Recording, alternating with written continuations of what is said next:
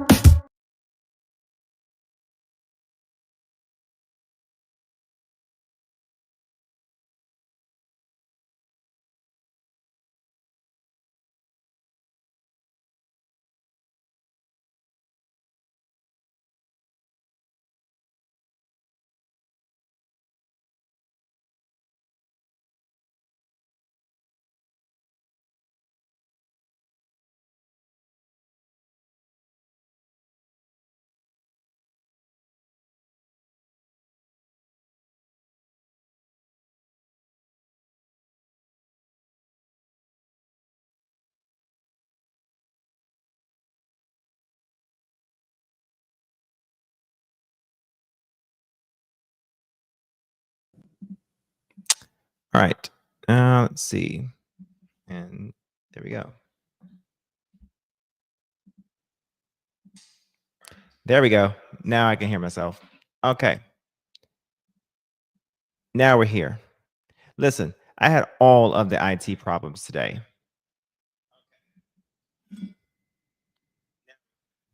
I can hear myself now. So I have no one here to test me out. And then my computer did a complete update last night. And the other thing is, just before getting in here, everything completely shut off. Completely. And StreamYard is completely going whack-a-mole on me today. So I have no idea what is going on. And it is completely frustrating. So that is...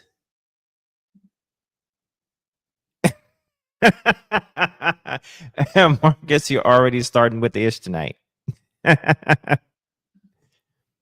Windows will let you down. You know what? Yes, it sometimes will, but I will not. I just will not. I won't make the trade to Apple. I just won't. I absolutely refuse. Okay, I just will not. I just refuse.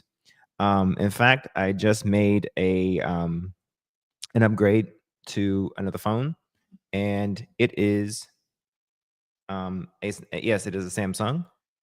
All right, and so I just refuse. Mi gente. Okay. Well, we are fellow Mexicans in kind. Okay, so hey, I understand.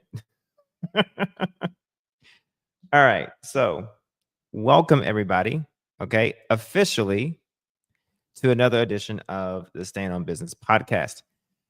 I am your unmuted host. Finally, all right, boss man. Welcome to the Foxhole. Okay, good to go. Hey, make sure you take a moment to support the family.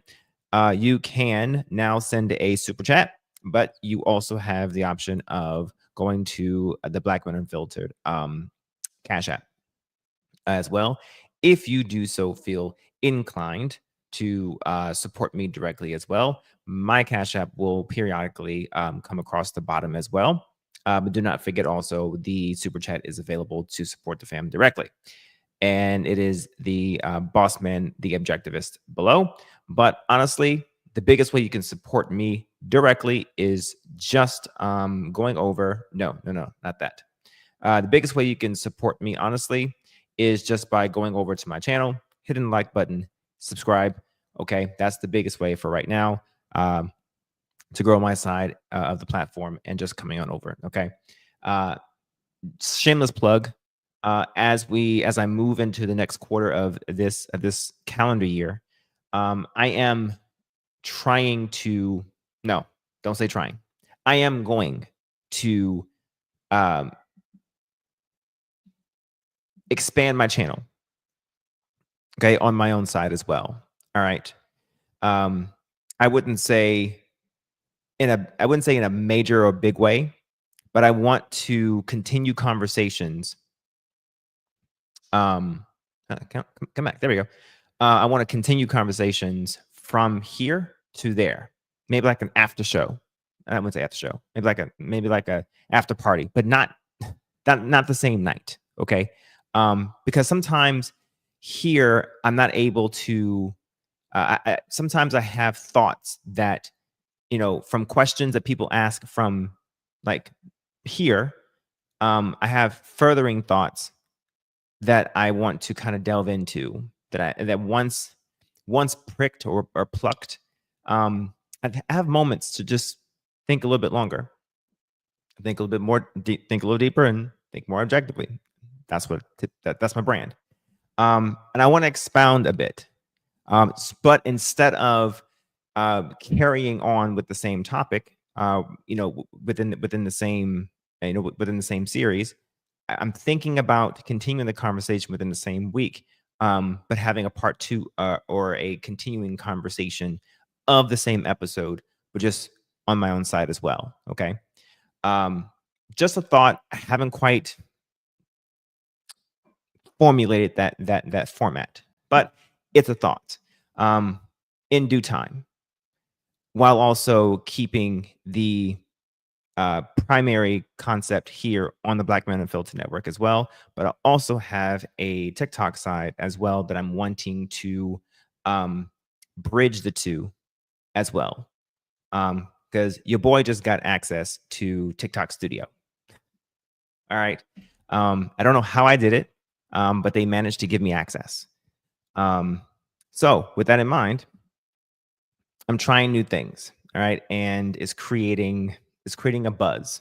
All right. So with that in mind, trying new things, figuring things out. All right. So that's my shameless plug. All right. So tonight's topic, part 4 of the religiosity conundrum. Before I do, speaking of new things,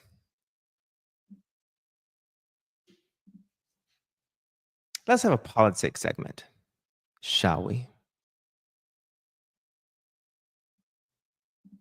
And to avoid any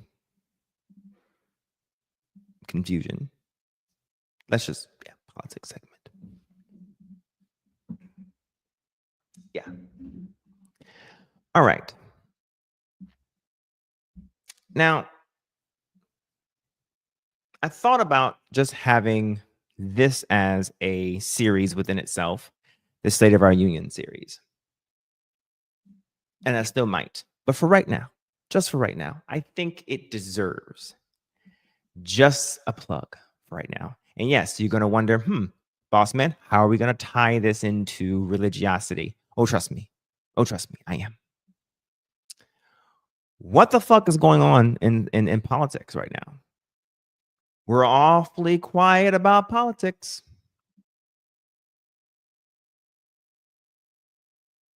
Wait a second. Lost. No, I won't. I'm not ever gonna kick myself. You know why I'm not gonna kick myself? Because I'm not changing over to anything with a bitten apple. I'm just not. Okay. So you can keep it. You can keep trying, sir. You can keep trying. Okay. Like a Jehovah's Witness that perpetually goes from door to door. You can keep your apple. Okay. Okay. Thank you. All right. So politics. The Tanner in chief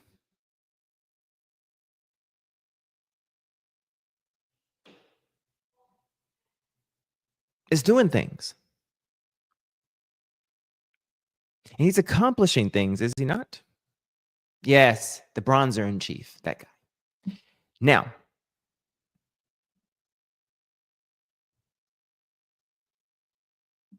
oh, did he? Well, you converted one. You shall never convert me, sir. Okay. I am Samsung through and through. Okay. And before you know, and listen, let me tell you something. You are too, because you're using a Samsung comprised device. Okay. With just a Apple, an Apple logo on it. That's all. That's all it is. Now, the bronzer in chief is doing things. Okay. He's signing executive orders. Okay. So many orders. Okay. And I just want to point out something.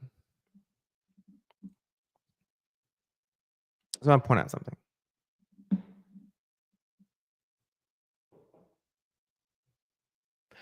Didn't I say before, I believe it was on this network, that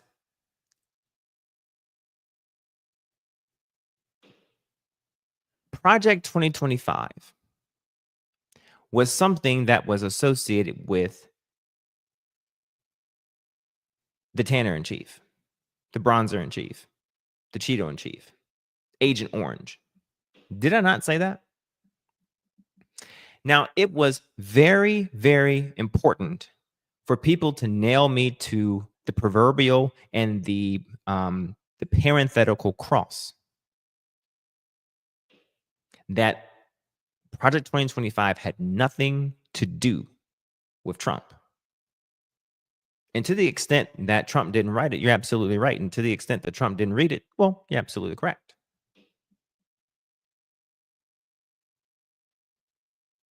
But we're awfully quiet now that he's enacting things that are very aligned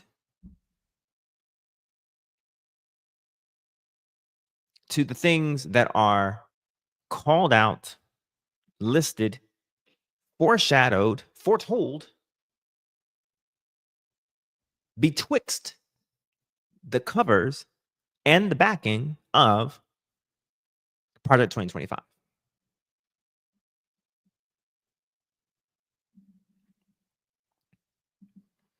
Sure, yes, you are winning. But what I want to call out is the fact that when I said that Project 2025 was indeed an agenda that was associated with the Agent Orange, it was specifically said that I was fear-mongering and that Trump had nothing to do with it, even though his name is riddled all the way through that motherfucker. That's what I want to call out. I want to call out the fact that because his name, because he specifically said that I have nothing to do with Project 25. So I'm going to put out, months later, I'm going to put out Project Random Number and distract you fuckers with it.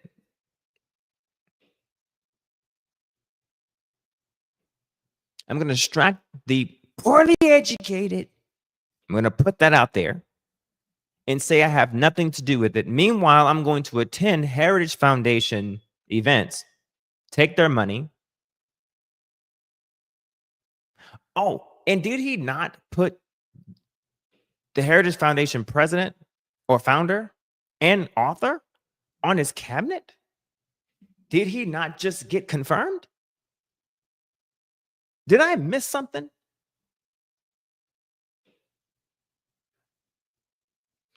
He had his own plan. Then how about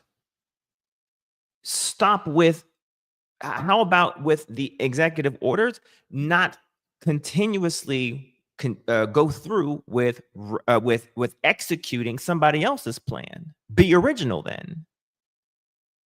But what's happening here is, yes, some things are his own plans, but yes, others are the wet dreams of the people who wrote the Project 2025, is the point that I'm making.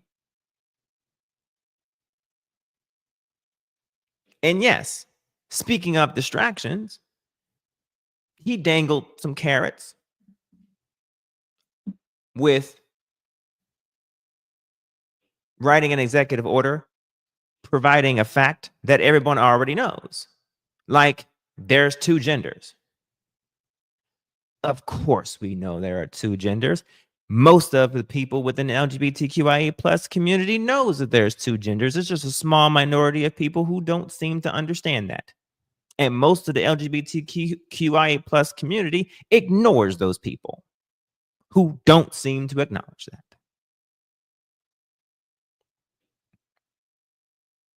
You know what can still happen? Trans people can still be trans. Gay people can still be gay. Bisexual people can still be bisexual. And Caitlyn Jenner can still be called Caitlyn Jenner. Congratulations. The people who wanted to see the government just say that there are only two genders on a document or in the workforce, congratulations. You got your red meat. Whew, that's off the back. Now he can focus on cartographical work, like renaming a body of water, because that's what y'all voted for. Congratulations. We now can go forward and conquer things that everybody else said that it would take an act of Congress to do, and we wouldn't have to worry about. Wait. Because there are people who came on this network and other networks and said, you Democrat fools. There's no way he could get rid of an entire department without congressional approval. There's no way, right?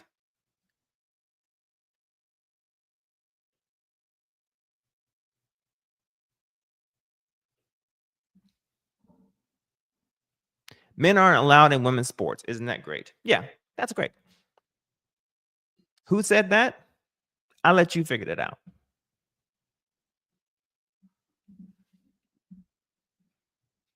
You and I can have a conversation on that, but it's in the archive. I'll let you figure that out. Plenty of people, both on YouTube and plenty of people who came on this network and said that it would take an act of Congress. There's nothing to worry about. Nothing in Project 2025 is ever to be concerned of, because it would take Congress to actually for a president to remove an entire agency.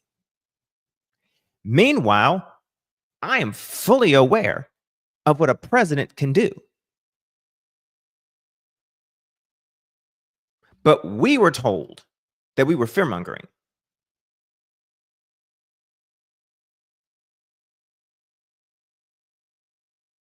Oh, and while we're talking about stealing,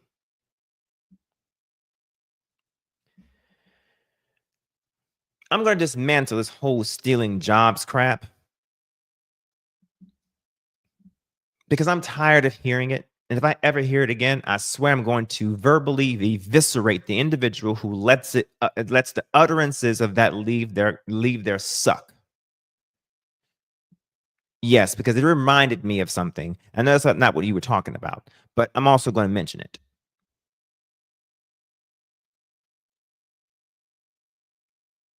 Nobody can steal a fucking job.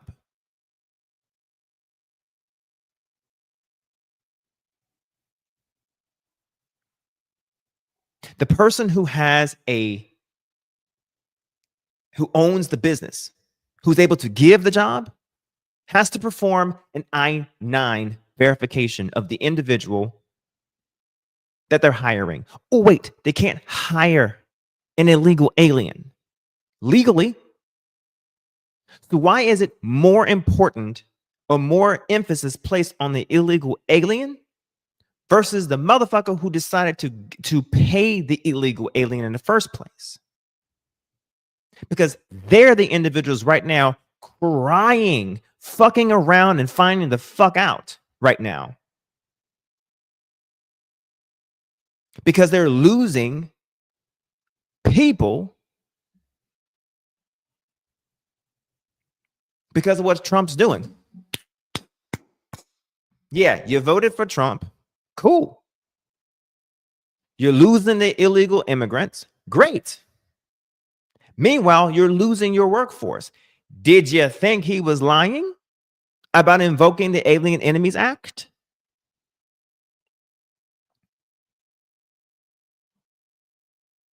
Farmers.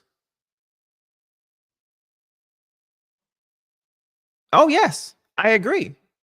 Let's talk about them, both Republican and Democrats, who decided to bust them from Florida to New York, Texas to, I think, Illinois as well,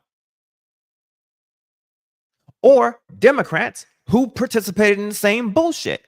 You're not going to get me on not being objective. But what I have a problem with is that anybody who's on the orange fart smelling side who can't seem to see that their orange fucking savior is impervious.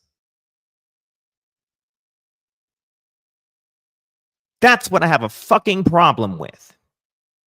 And I'm not going to sit here and be forced to see objective sides of the blue side, but the people on the Republican side of things can't fail to see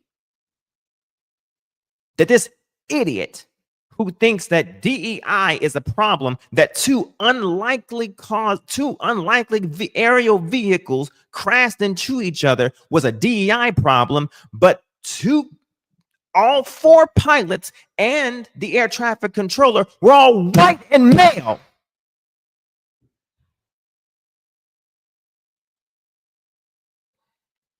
What the fuck does black women, black male, and goddamn dwarfs have to do with DEI?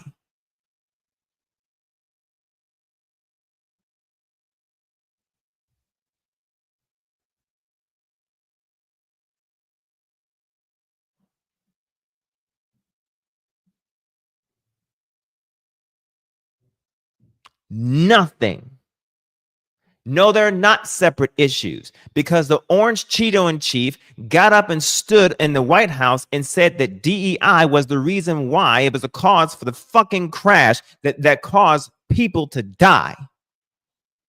It's not separate issues. And by all means, if you think there are separate issues, please get up here and tell me how you think that there are separate issues, and I can go up here and show you that as a direct result of that crash, he got up there and said that it was DEI's fault in reasoning.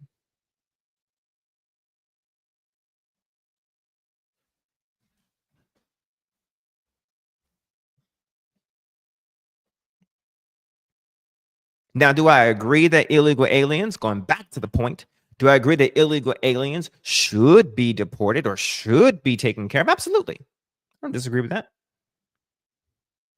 But what about the motherfuckers who decided to actually hire them in the first place? They have more of a legal requirement and not fiduciary, but a statutory requirement to ensure that they are performing I-9 verifications, and who are predominantly more rural and have more farmland. Oh, Republicans. Oh.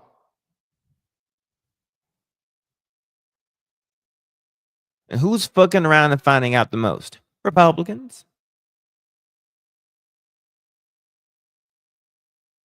Interesting.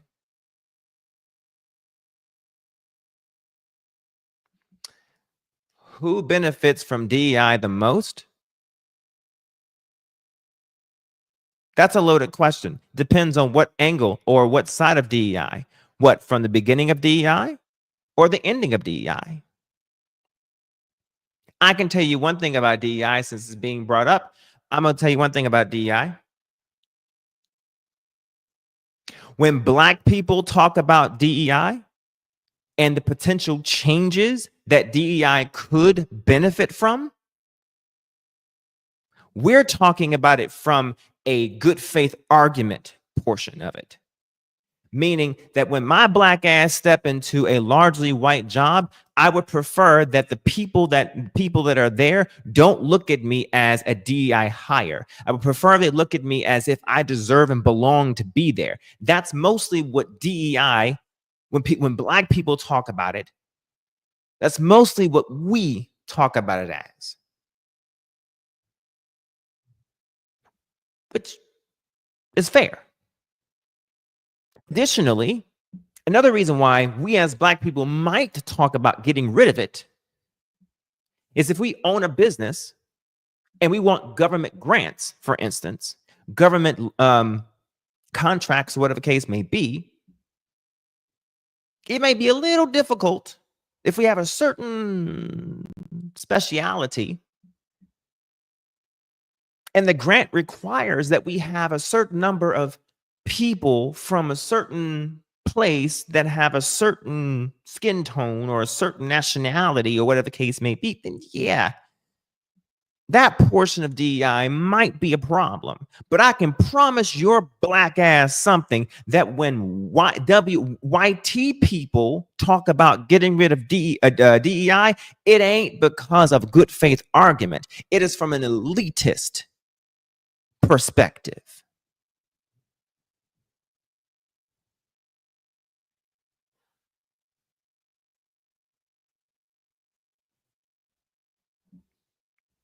Then if you think that if that is the case, then I'm failing to understand. Here's the thing. I don't understand why that right there is such a huge ordeal or a huge problem, but I can promise you this.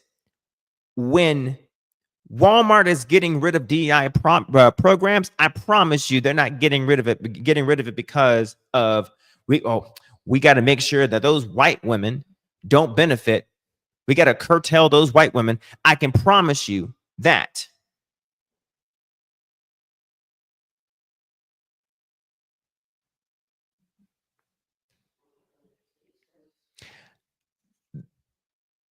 The pilots, none of them were Black. They were all white. And I'm speaking from the perspective of the fact that most of the time when DEI is mentioned,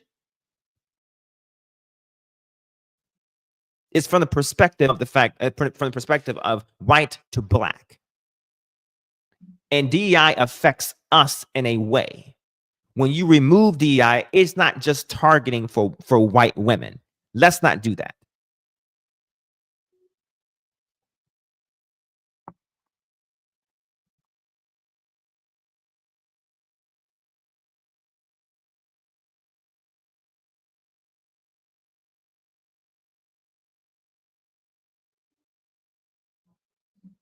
The point that I'm making is that when people remove something that has such a broad reach, sure, if you want to adjust it,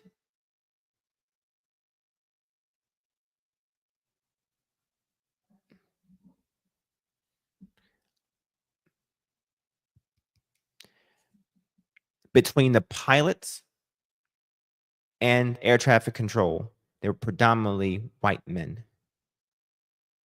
Okay, and a white woman. I'm speaking from DEI from the perspective of Black people. And DEI affects us in a way that without it affects us in a way that is detrimental. And for people who are retired to want to talk about removing DEI when they're retired, I'm sorry, you've worked. You don't have a dog in this fight. Shut the fuck up.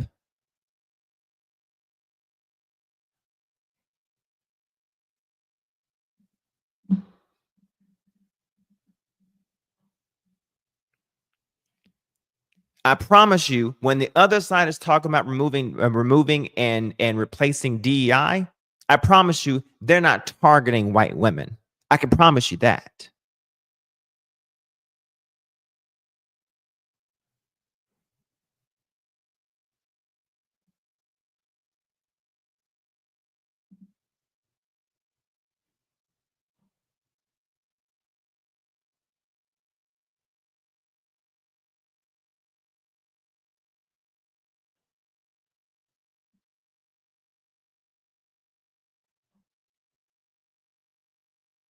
A sister was in the air traffic control tower and told her not to enter the airspace. The sister did her job.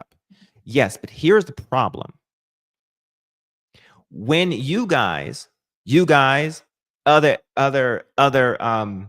YouTube people,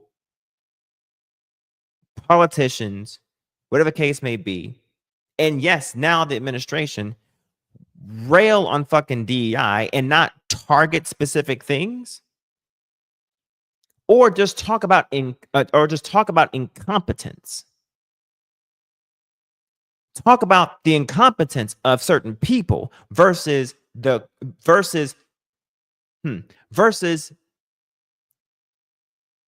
characteristics of people being the reason for someone's incompetence. That's like saying the reason why we have the issues we have is because we have too many women in certain positions, and we shouldn't have women in certain positions. That's like saying we have too many problems now because we have too many black people in certain positions of power.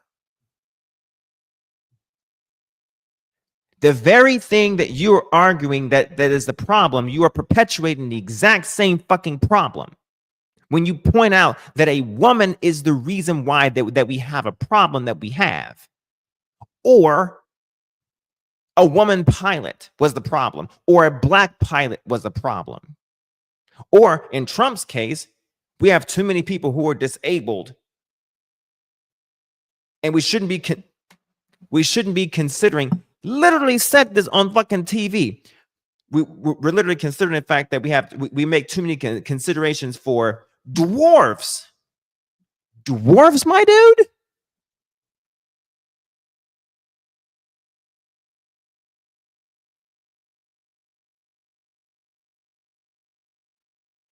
Where have we gone in a country where the qualifications of people is first judged by the fact that of your gender and your color? And someone's going to say, well, that's the problem with DEI. The reason why DEI is even there in the first place is because there were certain individuals who said that you didn't qualify or you didn't belong here because of your fucking color. Or do you people not remember that?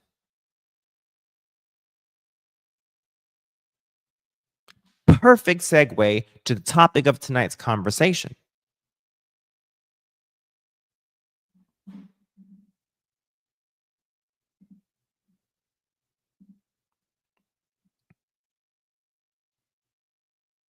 Started out with the fact that, yes, some people who thought that they were better,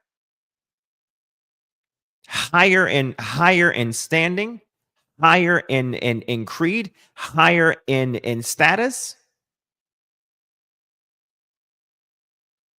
all because the color of their skin, contorting what was biblically there. Because yes, I am in no disillusion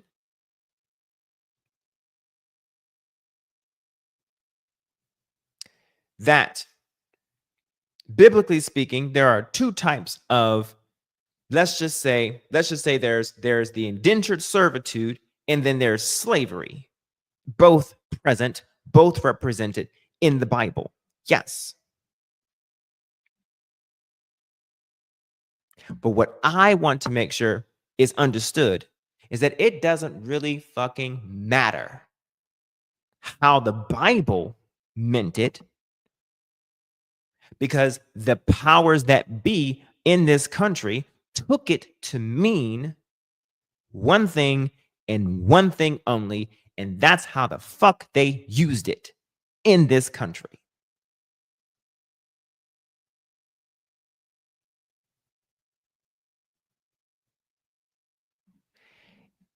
Lost.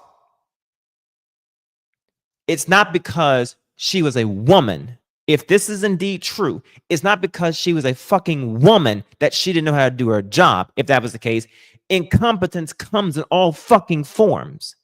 It's not because somebody's a fucking woman, no more, no less than someone's a man who's a fucking idiot.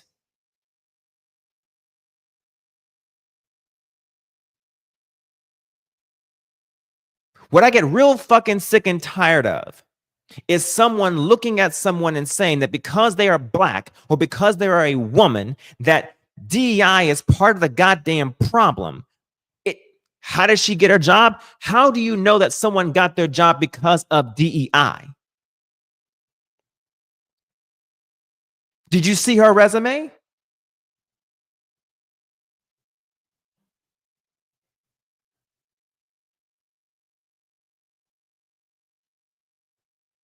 You assume that she got her job because of DEI assumes that a fire chief's job is only slated for a fucking man, which is textbook misogyny. No, not misogyny. Excuse me. Patriarchal.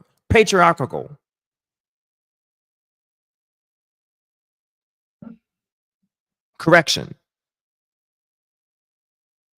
Misogyny is the hate of a woman. That's my bad on my part. I don't want to do that. Patriarchal.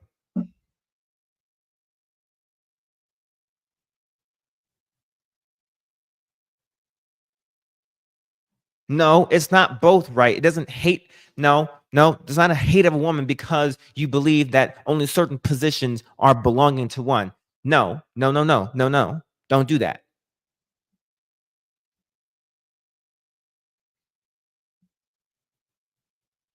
But it's textbook patriarchal. And that's part of the damn problem. And it comes from this idea of fucking Christianity.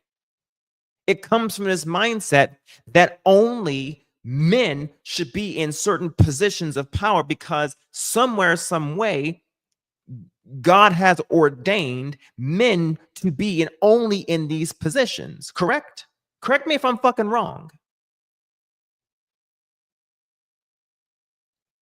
Because that in itself is also textbook weaponization of control of society from the perspective of someone who doesn't conscribe to this shit. You may not see it as, and people who are aligned to you may not see it as that, but people like me who says, keep your religion to yourself, like a good neighbor, pray over there. I see it as that. Because I know some women in the Marine Corps, for instance, who will run laps and miles around men who are in their same field, same MOS, same rank.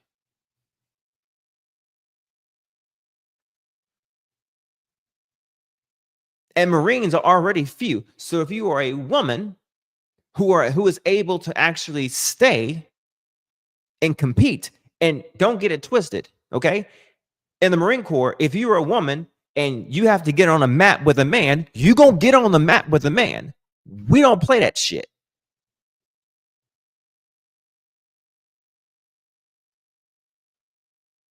Boss man, you made a woman, you got on a mat and you tapped a woman out. You damn right I did. Because it was equal. And guess what? When she got on a map with the next person, she made that man tap out.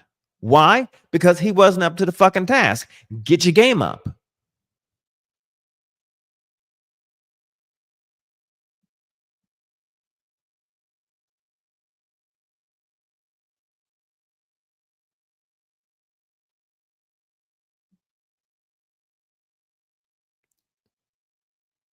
Lost? The concept is that anybody who is incompetent can be a man, a woman, or a fucking fish. Incompetence is not indemnified or is not in isolation or just or in just by that standard. It just you're basically suggesting that when it comes to this particular job, only a man would have known how to do this job.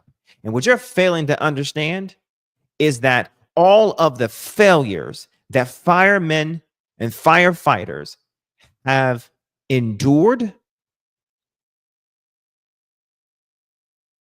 because men who are firefighters who are men and firefighters who are women. I promise you, all the fuck ups that firefighters have done, I promise you, the predominance of them have been by men. Just by data alone.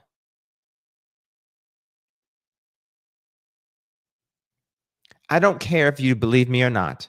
The statistics, just common sense, would say that if there are more firemen than firewomen, and that every human is going to create fuck ups, that men have the propensity of firefighters anyway, that there's going to be more fuck ups. Now, it just so happened to be that if this is so happened to be the case, that this one here royally fucked up. Now, is it because she's a woman or she was incompetent? Because you're simply sitting here saying that in this case, the only reason why this was a failure was because she's a woman and not because she was incompetent, which is the exact same shit that you argue against with DEI. If it's competence over what? Diversity. You're arguing that it's the issue of her biology and not her competence.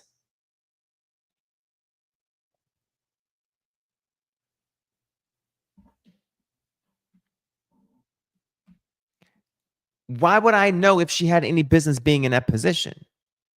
If indeed that if it's true that she had no clue of what was supposed to be, mind you, what is it? She was a fucking chief or something. The case may be. Was she actually out there fighting the goddamn fires? Because as far as I knew, firefighters were the one that needed to know where the goddamn water was, not someone who's a paper fucking pusher. Do you know, by the way, that in the Marine Corps, for instance, there are officers who have never actually fired a fucking round, but they are supposed to lead Marines.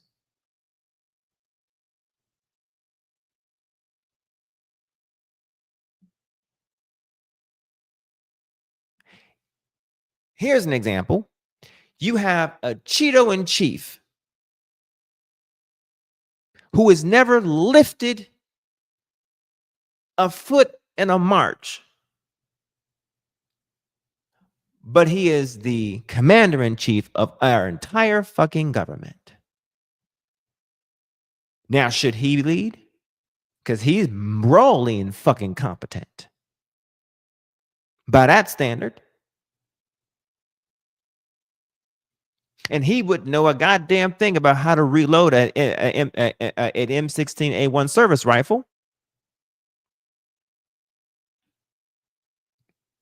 Yeah, he leads people, but he doesn't tap rack bang. He didn't know the first thing about clearing a goddamn mischambered round. If you want to put the fact that someone at a higher level is supposed to know the lowest level goddamn lowest level damn actions of the lowest level processes, then CFOs and CEOs would be fucked by that standard.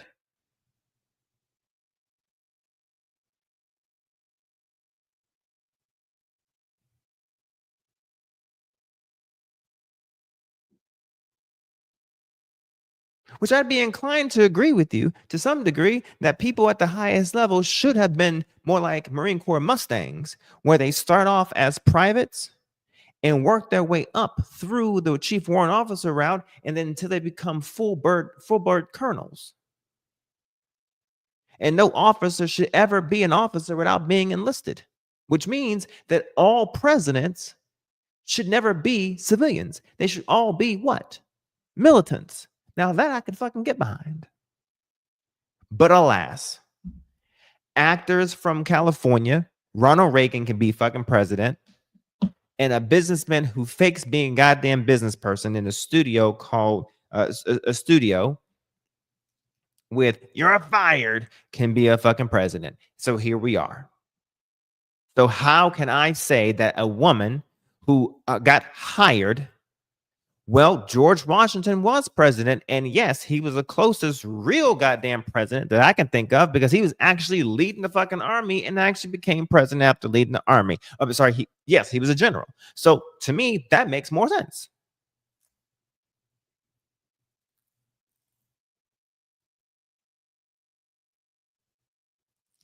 So you're asking me if somebody in California who got the job, who I imagine that job you had to be voted in for, I think, right?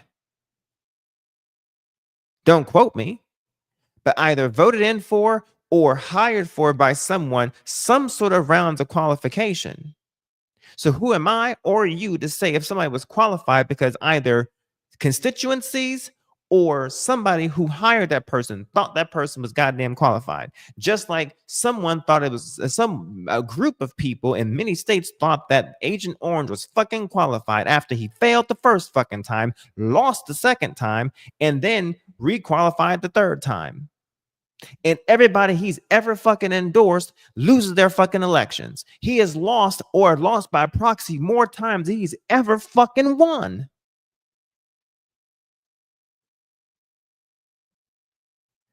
The same motherfucker who seemed to think it's okay to send a fucking nuke into a goddamn hurricane. Are you kidding me? This bitch.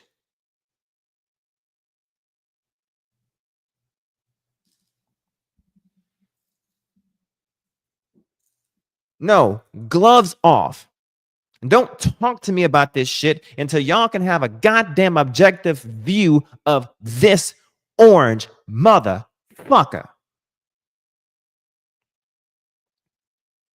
Because if people are going to hold me to account to look at the people that I have as an objective view, and I pointed out people's flaws on my end, and y'all have yet to point out one fucking flaw with this orange fucker.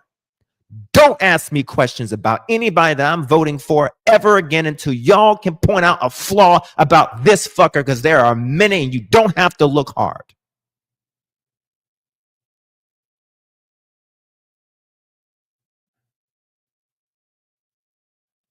You can start with his fucking hair.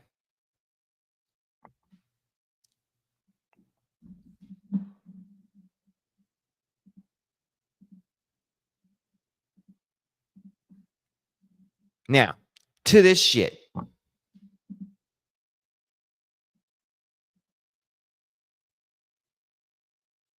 Well, how is keeping his word going? Because right now, Eggs is getting fucking high, and everything he's doing is doing the fucking opposite. Oh, the only thing he said, the only thing he's actually doing that actually is going to according to plan is what I said he was going to do.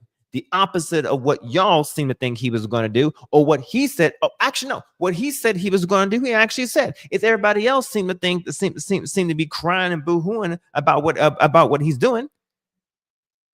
Draining the lost.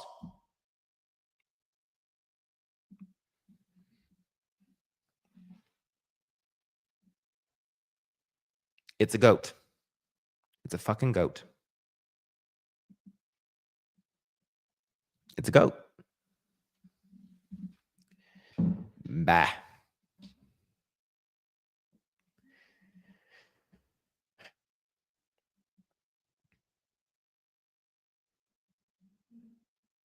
You know, it's amazing to me that when it comes to, wait, hold on, what'd you say? The exact same way they did the LGBT community. What? Oh, yeah, agreed. Listen, I love the fact that I can sit here and say that some shit's gonna happen. Just wait and see.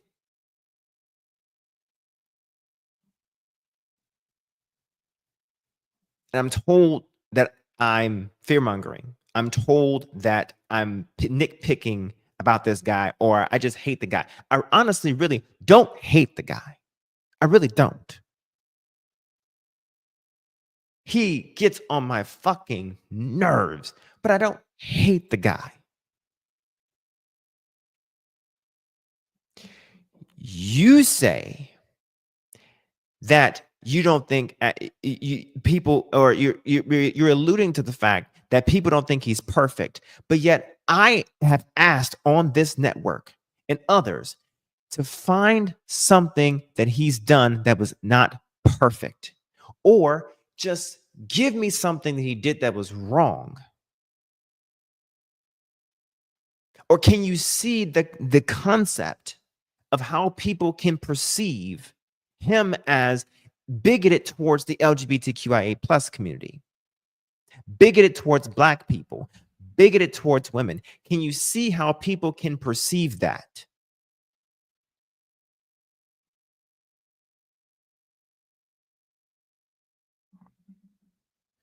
You know what? You may not be, but when people are saying that he is the next fucking Jesus or he is the next savior, there are people like that. And you look like those people when you cannot be objective towards this orange Cheeto and fucking Chief. When you can't look at the party and say, you know what, I could see why you think this way.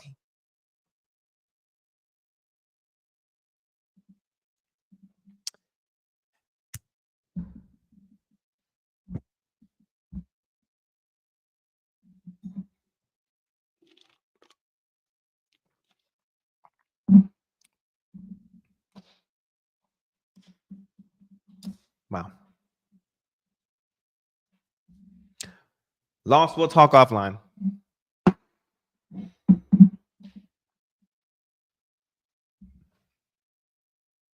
It's honestly too much.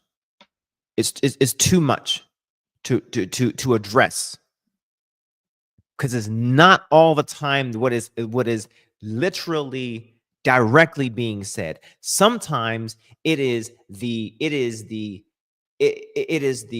bellicose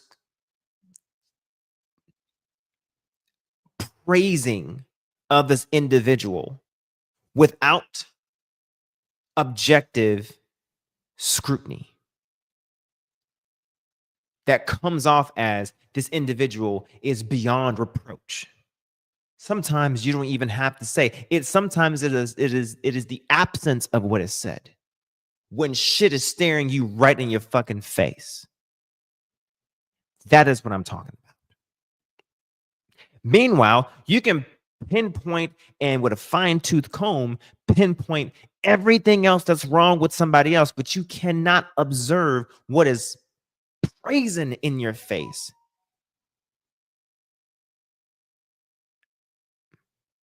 About the individual or the party who's using him as a fucking tool because he's the only thing they fucking got. Because the Marjorie Taylor Greens of the fucking world and her stupid ass fucking constituency that keeps voting for that bad blonde, bad built butch body bitch. God, I can't stand her. I can stand Trump more than I can stand that dumb bitch. God.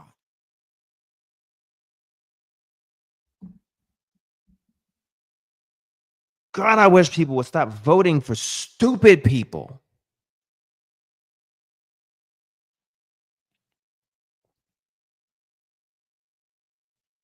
If you're going to be tyrannical, at least be smart. Fuck. Make me work for it a little bit. Make me have to dig in the United States Code and the Code of Federal Regulations. Make me dig for it a little bit. Not just be brazenly stupid. Fuck.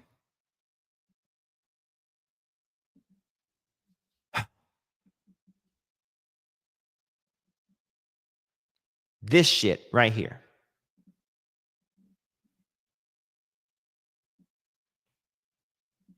Eradicating anti-Christian biases. Because I didn't really get a chance to go into the weaponization of Christianism. I'm not even sure. Yes, Christianism then and now. Let me tell you something. Throughout history, religion has been used basically for elements of control.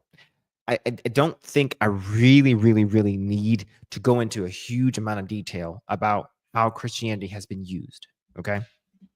From the time of Emperor Constantine, even Caligula, even before we even get to the Roman times, we get to the ancient Sumerians, okay, when they were actually worshiping a freaking deity.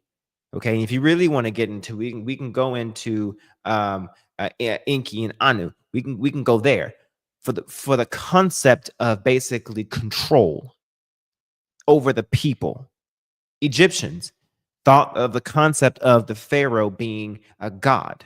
Okay, religion has basically been used in some form of fashion, some format of another, for some type of control, whether it be politically, whether it be for governmental, whether it be for spiritual, literary control for centuries.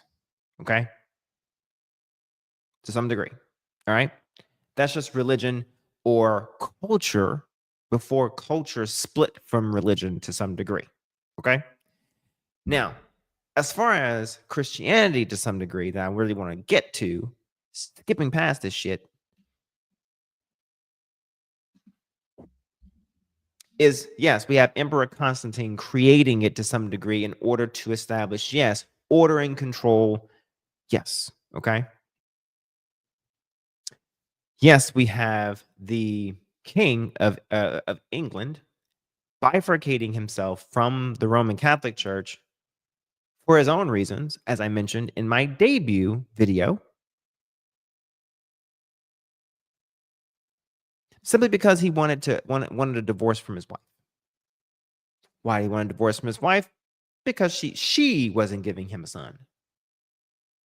Never mind his own ignorance of how biology works. Again, weaponizing it for some sort of control, right? So what did he do? He created his own church. Church of England. Church of England still exists to this day, people. Okay? And from the Church of England, that's where we get our King James Bible. Okay. Now, fast forward.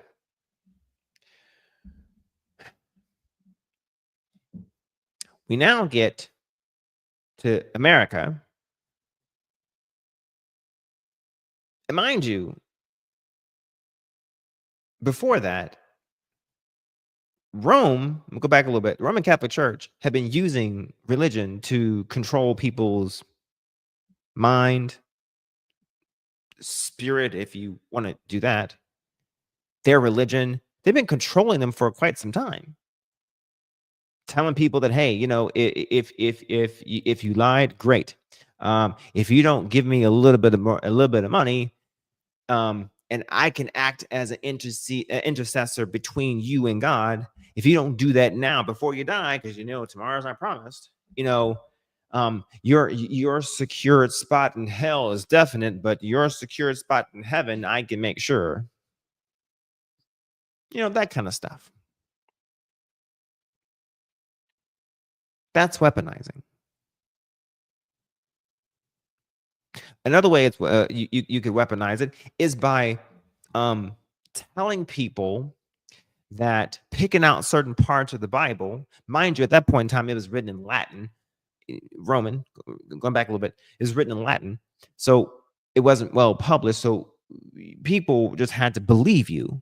So you pick out certain parts and you say, oh, you're this kind of person, and the Bible says that you're going to hell if you're this kind of person. Never mind the fact if you fit into that category of that kind of person, right? Weaponization. Okay, now let's go for it. We get to America, or the colonies rather. And yes, colonies were under the crown for a while until they got tired of being taxed. Spot tea don't want to be taxed for the tea. It wasn't just for the tea. They got tired of the crown's BS. They got tired of the crown's tyranny. But the crown, remember, was a monarch and a theocracy at the same time. Don't believe me? Look it up. If you don't believe what I'm saying, you do the homework. Okay. I had a long week. All right. And at this point, if you don't believe what I'm saying, don't believe me. Do the homework. Go back and watch my first video. Now, from there, and if you read the Declaration of Independence, oh yeah, that's right. Nope, not this video. Declaration of Independence. I keep saying I want to read it to you guys because it's a good read. But anyway, that happens. And so they wanted to get away from Christianity. They wanted to get away from some sort of religion. So what do? They separate it, essentially. Now, this is where the rubber meets the road here. Because shortly thereafter, you had people who were still Christian wanting to establish Christianity as some form of primary force in this country or in the colonies at that point in time. Well, no, they weren't colonies. Now it was America at that point in time.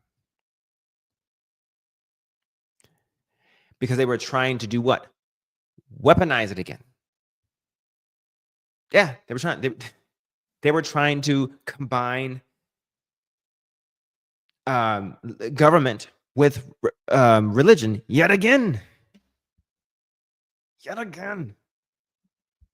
If they just ran from the Danbury letters of Virginia, folks, if you need a reference, do the homework. Now, Thomas Jefferson said, nope, can't that. That's not what we're about. The government does not trifle in matters of opinion, is what he called religion. Your founding fathers, people, Republicans who hold the Constitution to your heart, he said that he does not trifle, the government does not trifle in matters of opinion because religion is a matter of a fucking opinion. Want to know why we know that religion is a matter of opinion?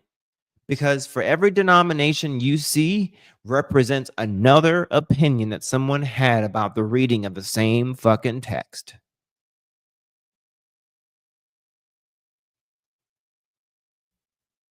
Hell, at least Nation of Islam, at least they only had two opinions, Shia and Sunni,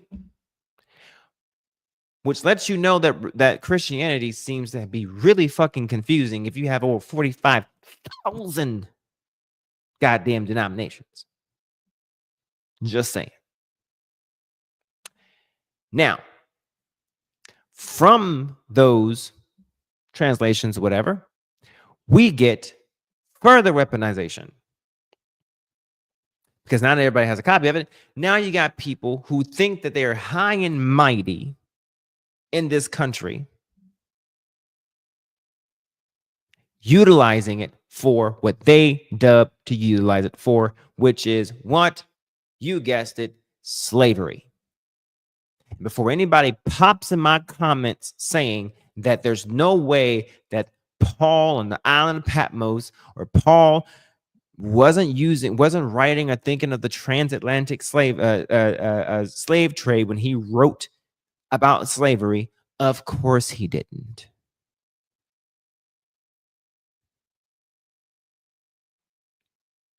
But let me write an analogy for you.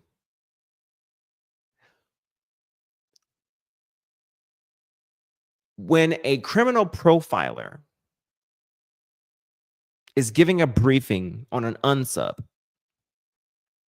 and they say the unsub perceives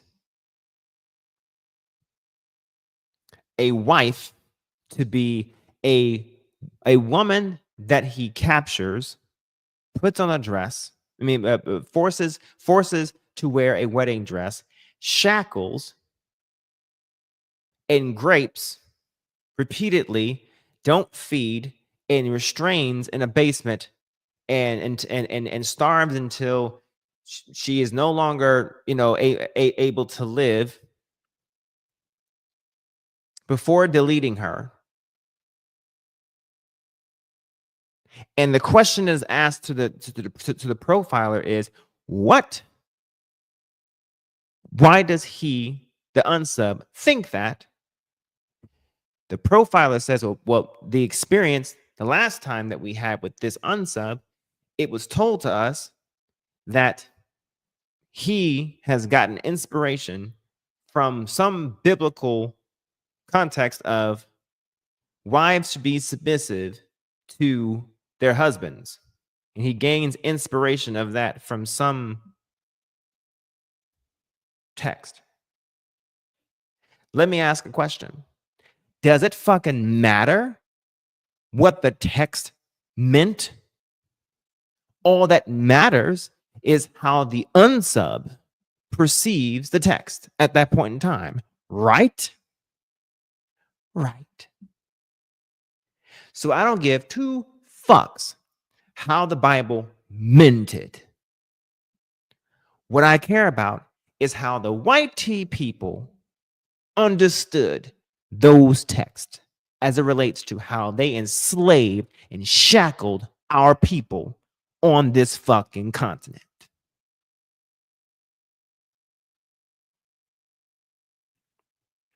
Both the people they drug here and the people that were already here. Oh, and speaking of the people they drug here, I have a bone to pick for the Africans who sold us. Yeah. Because you're not going to convince me that we were over there chasing cheetahs and chasing lions and whatever the case may be, and some no ass having thin, frail white tea people came over there and just took us. No. We got something from the Spaniards. We were betrayed. Sometimes it be your own people. Neither here nor there. Now, look, if you just apply a little bit of common sense, okay? All right? We were over there living good, okay? Them motherfuckers couldn't run as fast as we could, okay? Something happened. We got something, okay? And we were betrayed. Just saying. Be your own people. Always has been and always will be. But some of us were here already.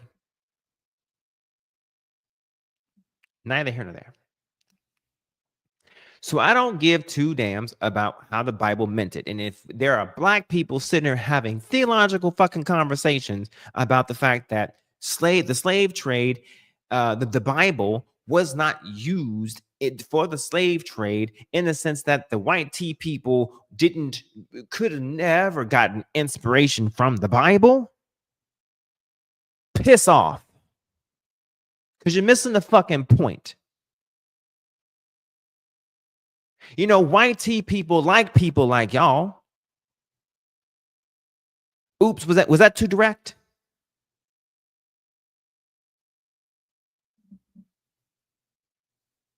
Fuck out of here.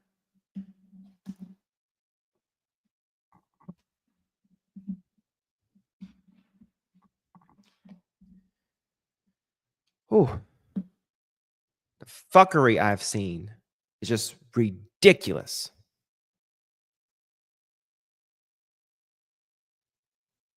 Christianity has been the number one weapon used against definitely black people. That is the reason why damn near 80 to 90% of black people are fucking Christian.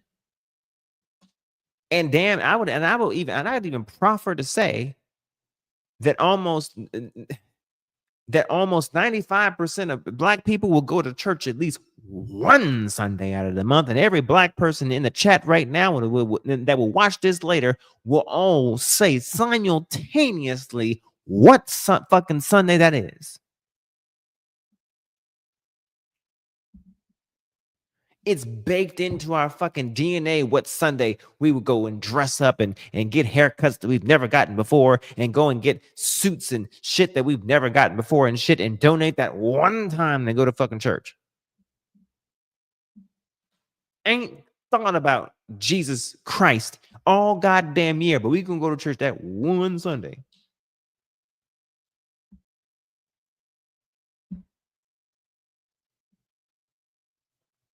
Why? Because we were taken off the boat after being betrayed by our people over there and told, thank you, and told that this is going to be your religion now.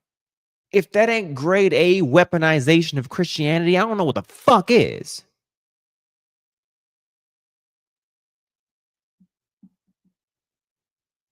How dare there be black people not acknowledge that shit?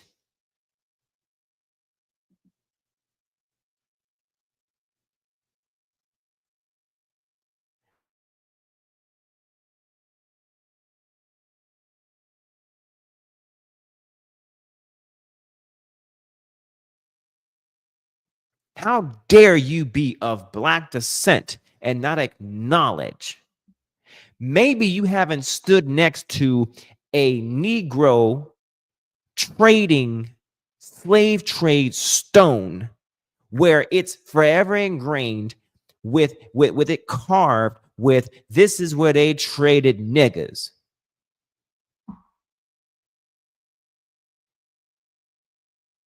Maybe you've never stood next to one. Don't worry, I live about 5 miles from one.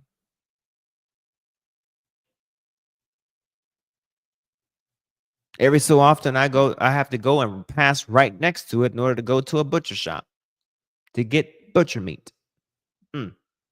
Poetic.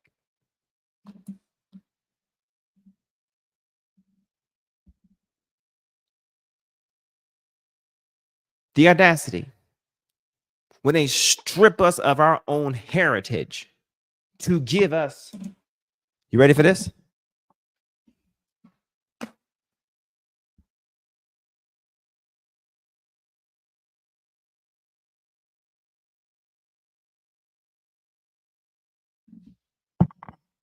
If that ain't weaponization in and of itself, look at this white Jesus. Isn't he pretty? And doesn't he look like the Aryan race? Just as blonde hair, blue eyes, and looking exactly how Noah looked.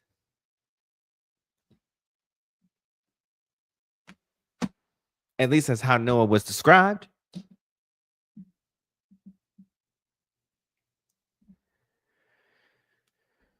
Oh, Mandrell, good to see you. I'm having a night.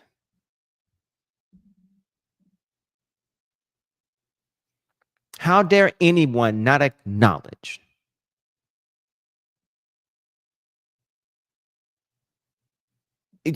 Thank you. Not in sight. How dare anyone not acknowledge that white tea people weaponize their religion and then justify by saying, oh, it was okay because Christianity came from Ethiopia. Are you smoking? First of all, the Ethiopian Bible was dated back to the mid fourth century to 4th century to 5th century CE. which is the same as saying AD.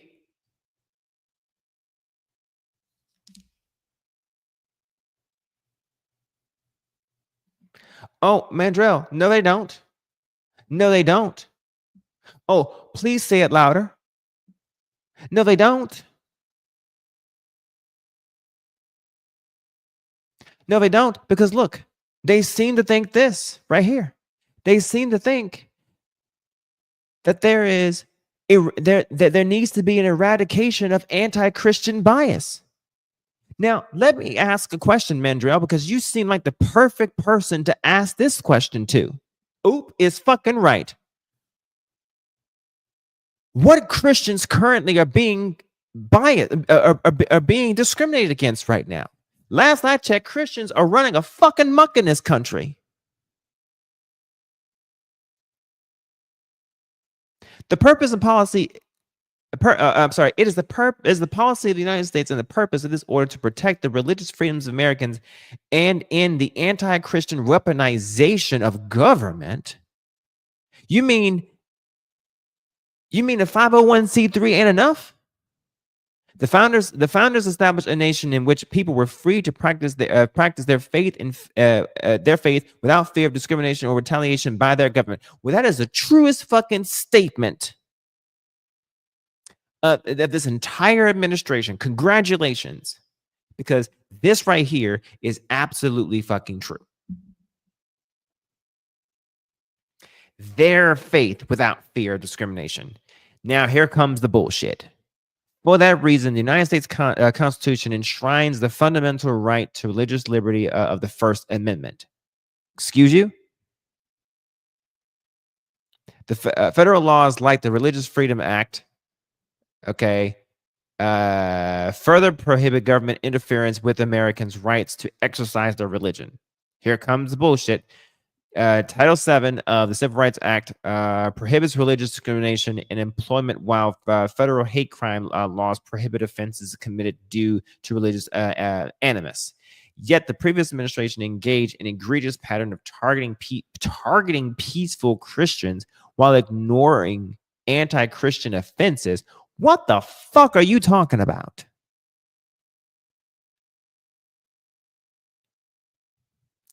The Biden administration sought to squelch faith in the public square by bringing federal criminal charges to obtaining in numerous cases multi-year prison sentences against nearly 24 peaceful pro-life Christians for praying and demonstrating outside of abortion facilities. You mean harassment?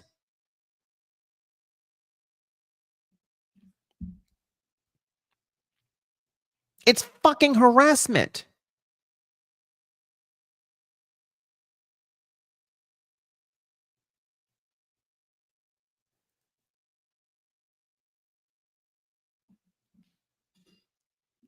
You're upset.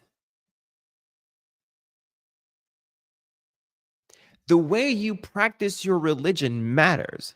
If I am going up to someone's face and I'm praying, hear someone's face, praying.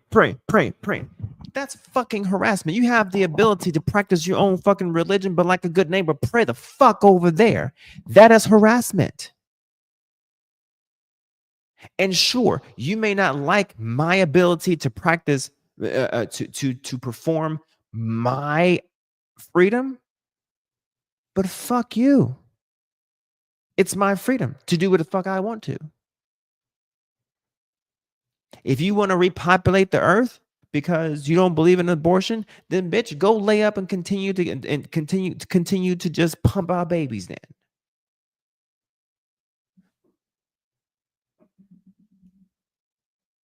But all you seem to care about is making sure that the baby that I'm having apparently gets here, but y'all don't seem to care about any other type of situations or paid parental leave, or you don't care about anything else relative to the child, but my right to be able to give birth or not. So fuck off. Like a good neighbor, pray over there. And whether you like it or not, a woman's right does not end because she has a fetus or a baby, or however you want to put it, because a person is well defined in 1 USC subsection 8. Oh, and by the way, while we're all talking about all these executive orders, how about we go ahead and redesign that 1 USC subsection 8 while we're at it, because that is law, baby.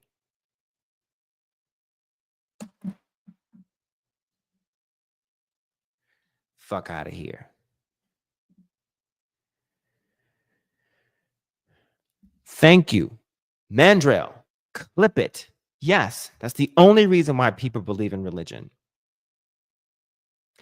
One little minor adage I will add there is that if you go from your indoctrinated version of religion and then you were to transition from one to another,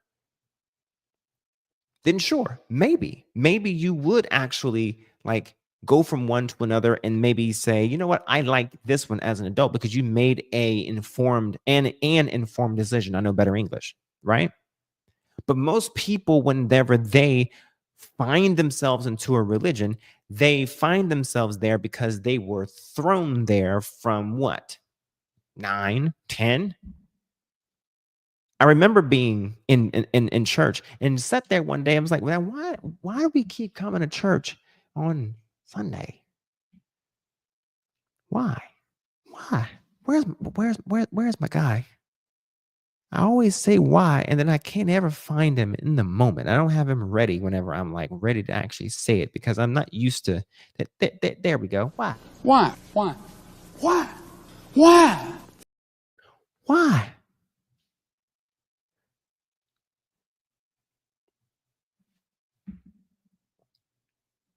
I asked the question because I was that kid that always asked questions and nobody could answer me. You know? So I think you're right. It's mostly indoctrination at first, but then if you make a conscious decision to then, switch off and go somewhere else, it becomes less conscious, but then yes, there's still indoctrination there. Absolutely.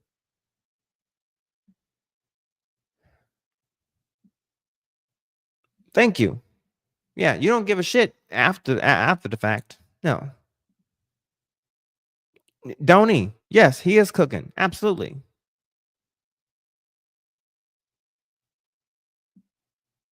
It's never about the kids. Thank you. It is most definitely a cop out. It is most definitely a red herring. It's never about the fucking kids. Those convicted, including a Catholic priest and 75-year-old grandmother, as well as an 87-year-old woman. This sounds like some bitching grievances.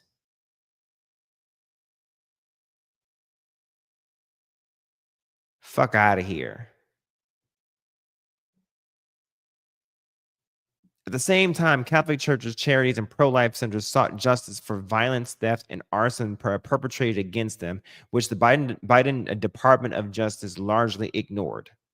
Okay, pause for a second. If something happened in your state, region, state, or local government, whatever the case may be, why would the Biden Department of Justice handle that directly? At the more than 100 attacks, the U.S. House of Representatives passed a resolution condemning this violence and calling on the Biden administration to enforce the law. What law? See, you were willing to come up here and cite exactly what it is you were willing to cite earlier, but you're not willing to cite this specific law that you're trying to besmirch the Biden administration for not following. Meanwhile, back at the ranch, you're sitting here saying that you're not willing to follow the appropriation law that says that you have to spend the money towards the actual parts of the government and parts of the state government that you're supposed to fucking spend the money towards. But you have the gall and the mendacity and the audacity to point out that another administration didn't follow the fucking law. But here you are breaking appropriation law. Get the fuck out of here. See, this is the bullshit right here that I'm saying, that people who are willing to suck up and lick up Agent Orange fucking farts aren't willing and able to point out, but they sit on fucking panels and sit back all high and fucking mighty and shit and say he's the best fucking president. I just think he's great. Wonderful editorial fucking commentary. Could have got that anywhere.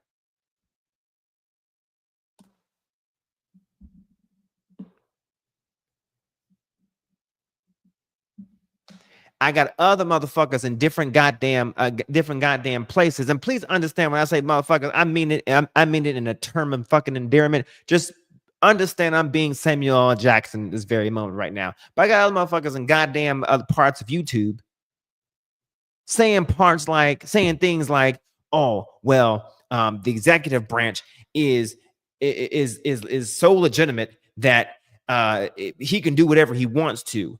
And get this, Elon is moving as a proxy. Therefore, he has the authority of a president. What? You know, I love all these new goddamn rules and laws when your president is in office. Because y'all don't understand, this shit can cut like a double-edged fucking sword. It definitely cuts both ways. I fucking love it. I can't wait for another Bill Clinton to come into the office with a little bit of swag and a little bit of I don't give a shit.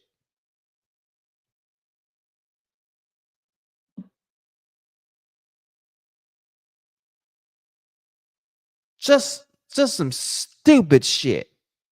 Another thing I heard was, oh, the judicial branch can't tell. They can't order the executive branch not to do something. And why the fuck not? They are a co-equal branch of our fucking government, bitch. Otherwise, we have a fucking monarchy. You know, a monarchy sounds real goddamn good when it's a president that you like.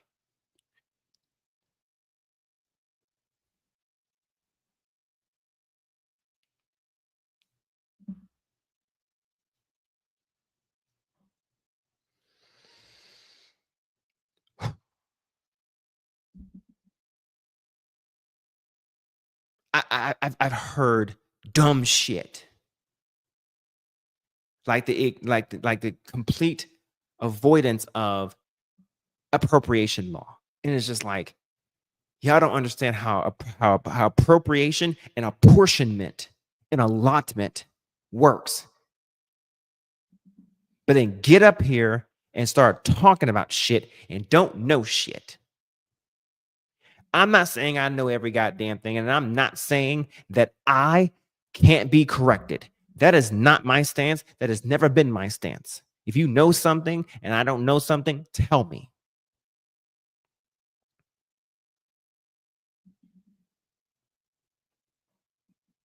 But it's very fucking clear that there are appropriation laws by the goddamn Congress that you cannot break even as a goddamn president. And they know that shit.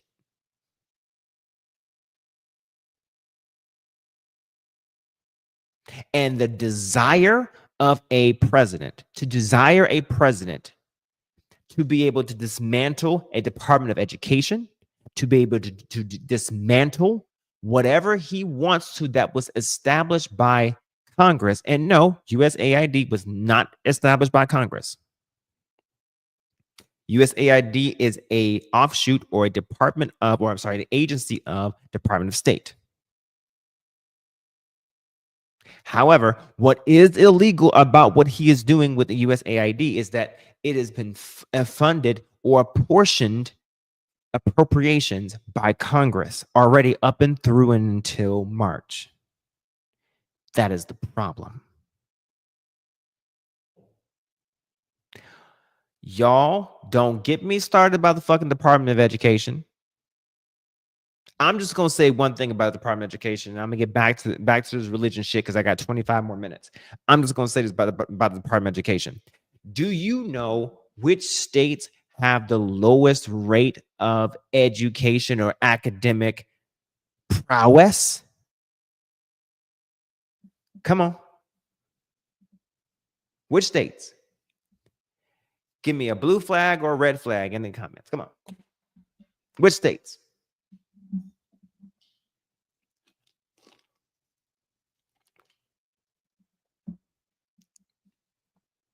Blue or red? Republican or Democrat states? This is going to be good. Since everybody stupid, we need the Department of Education. We need No Child Left Behind. Please bring it back for your children, Lord. Ding, ding, ding. Red fucking flags. Yeah, red states. Red states are as an amalgamation of states has the lowest GDP of the entire fucking country.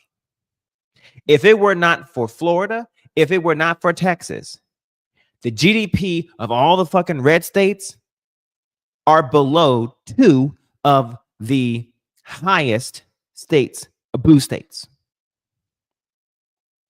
Y'all's GDP sucks compared to blue states.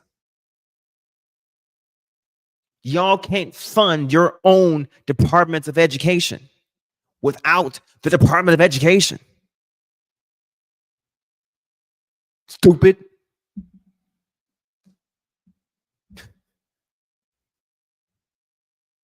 Y'all can't do shit without the fucking federal government. Y'all can't do shit without the fucking money from the fucking federal government. And here's the funny part. Y'all can't do shit without blue states paying the highest amount of fucking taxes. So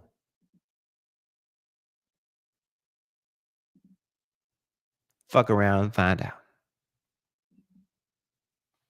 Go ahead. Get rid of the Department of Education.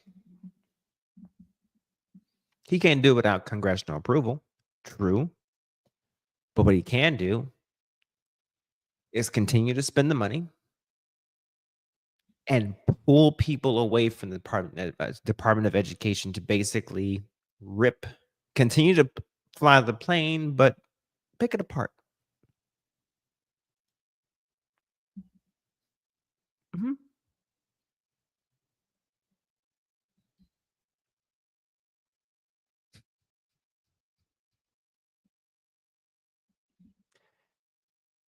All those meals that your kids needs and stuff that red states are largely poor. Bye-bye. Blue states will be fine. My state would be fine. If you're in a red state and you don't have kids, continue that trajectory.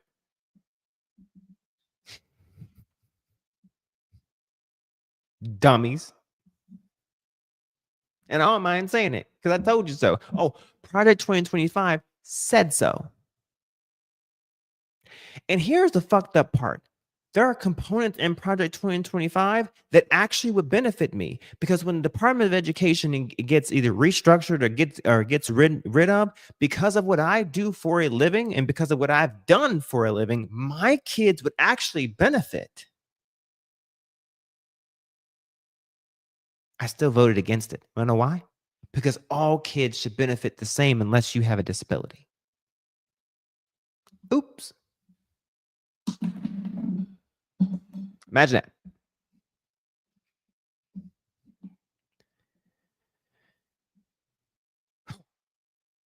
Stupido.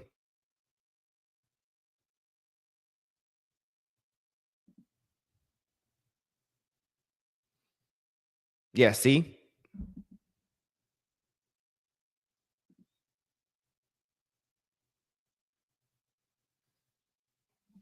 See?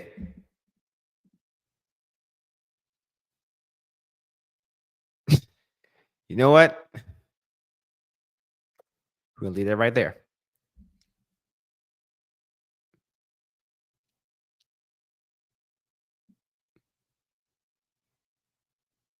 At any rate,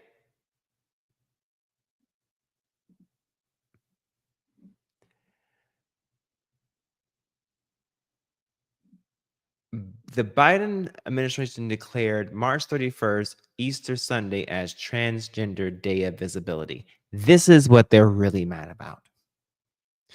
And it just so happened to be the day that landed on that day. Easter Sunday will be on a different fucking day next year. This year. Hey, you know what? Let's do a little test. When is Easter? Easter. There we go. Oh, look at there.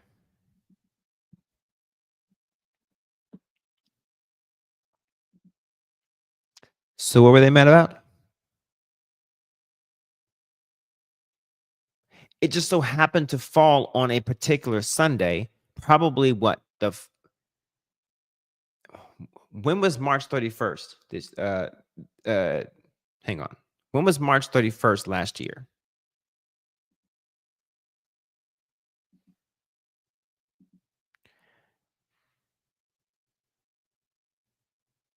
It was the 1, 2, 3, 4. It was the 5th Sunday. Okay. Now, when is National Transgender Day 2025?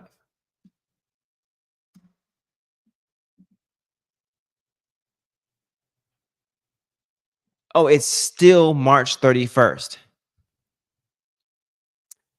Look at there.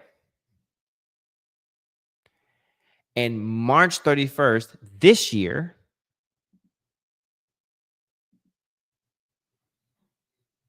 it just so happened to be the last day of the month. So what you're upset about, it was a happenstance. Just like you didn't want anyone to be mad about your happenstance of the inauguration happening on MLK Day. So please, where am I missing something?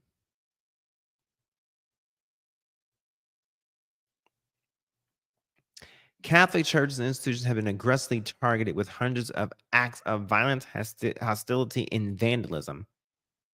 Excuse you?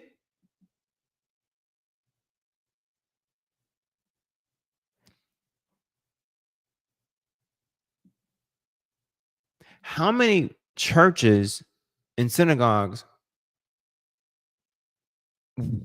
were there where people were killed by people who were Christian apologists while they were praying in the past 10 years?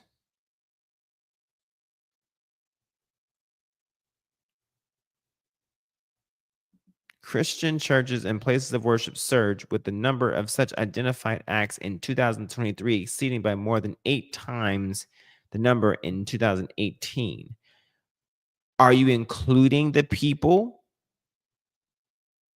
Because you said hostility, violence, and vandalism.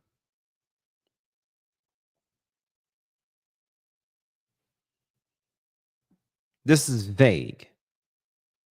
And are you sure it's because they hate Christians, or is it just a building in a bad neighborhood and it's just an easy target? Which is clearly not the same thing as, I don't know, somebody going into a place of worship and purposely seeking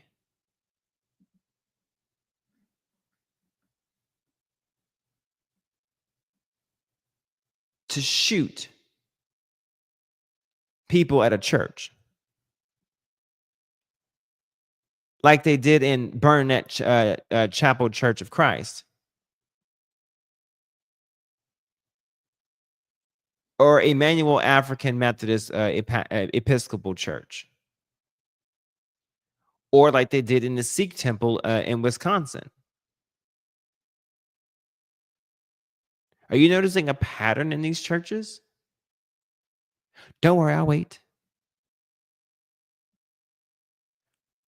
So, Miss Me,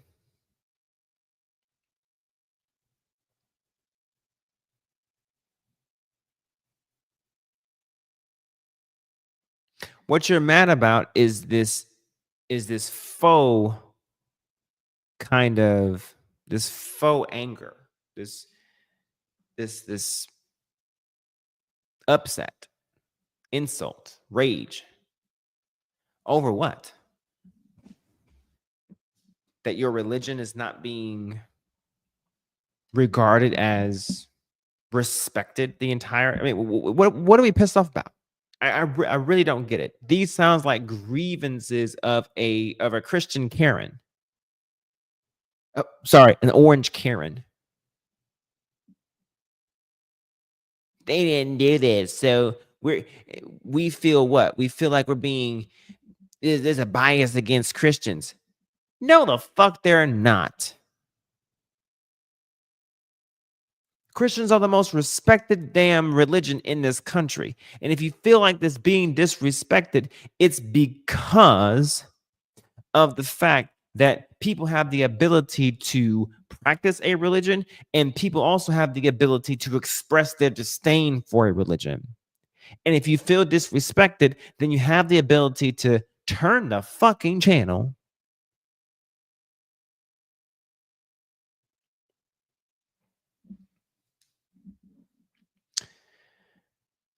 Next, here's the other executive order that my favorite moniker that somebody else coined on TikTok. I didn't coin this term. I'm gonna use it, but I didn't make it up. Okay, Agent Orange, that's me. Okay, Bronzer in Chief, that's me. But this one here, Daddy Dumpy Pants. Okay, the establishment of the White House Faith Office.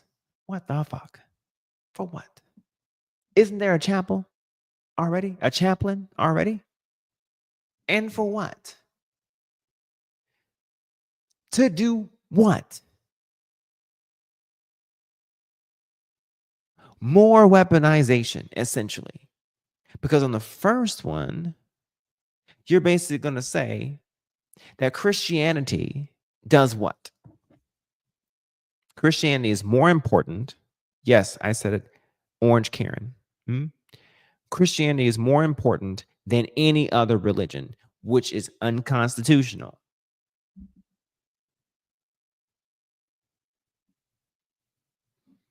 Because it didn't say anything in here about what? About any other religion being protected or any other religion, having this level of observational, protection or filter, right? Did you see it? Because I didn't, right? Then we get over here. Now, the White House Faith Office seems a little nuanced, right? Yeah.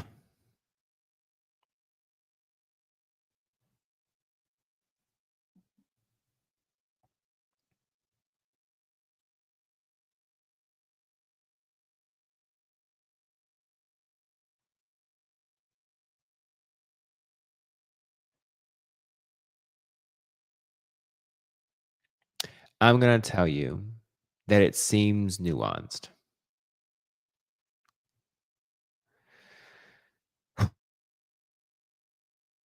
But I'm going to tell you that it's not. I have no objective proof based on what I have read and what I'm. Correction.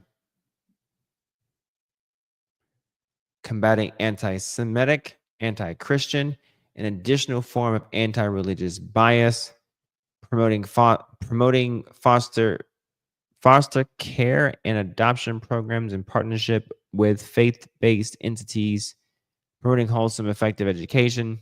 Okay, so they did put in there some additional. Okay, I see what they did there. But they made sure they put those two in there. Those are the two most important ones. Okay, cool. I'm going to tell you, I have no objective proof.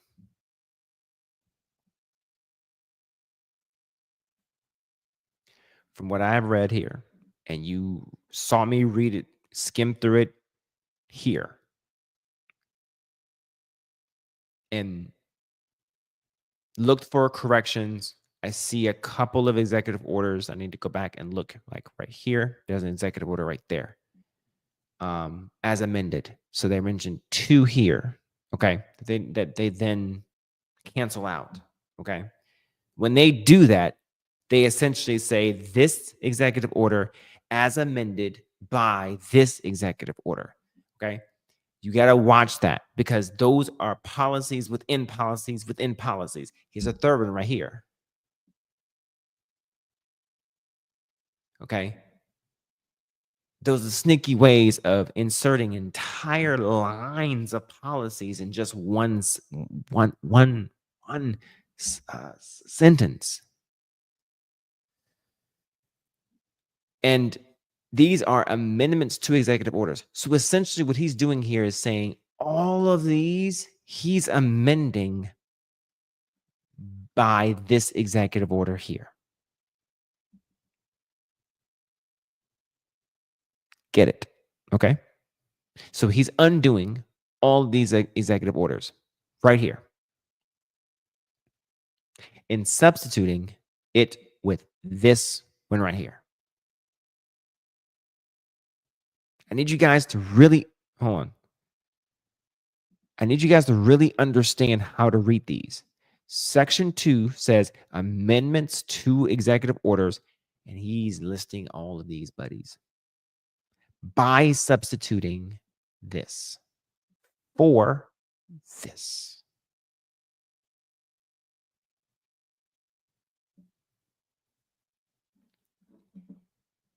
Executive Order 13279, as amended by Executive Order this, is further amended by striking Section 2H, which means you have to go into 13559 to see what they're striking and redesignating Sections 2I and 2J as Sections 2H and 2I respectively. Buddy.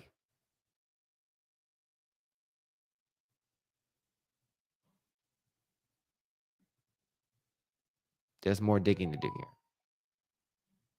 And here are those sections. Okay, so there's 2I, and then there is 2, where do you go? 2J, right there. Okay. And sometimes they can just be one letter and one word. Okay. It's craziness. Christians literally operate our country. We are watching our human rights be stripped away right before our eyes right now. And because of these folks and their selective Christianity. Oh, when I say, it's funny you mentioned about selective Christianity. Oh Lord, why did you say that? When you say selective Christianity, it triggers something in me. It triggers something because they have these moments when they want to use certain things based on their own selective hate, their own selective biases.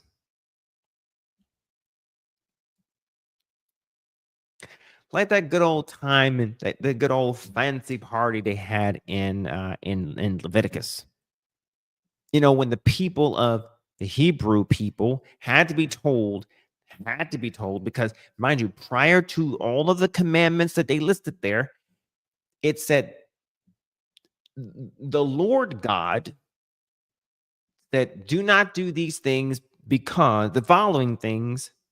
I'm sorry. After it, I'm sorry, confusing things. Afterwards, said these are things. These are my commandments. You should not do because, I'm paraphrasing, because these are the things that the previous people did, because it basically fucked up the land, basically. Paraphrasing, obviously. And included in that was bestiality. What fine people these were.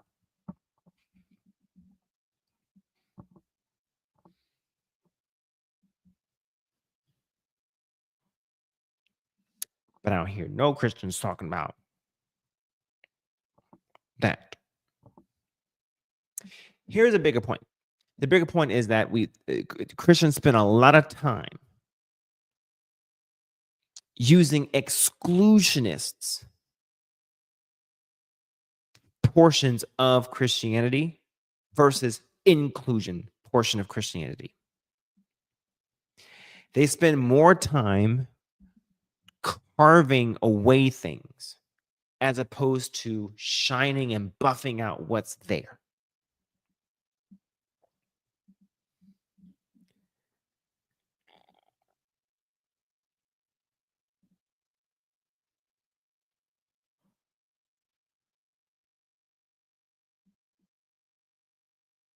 Yeah.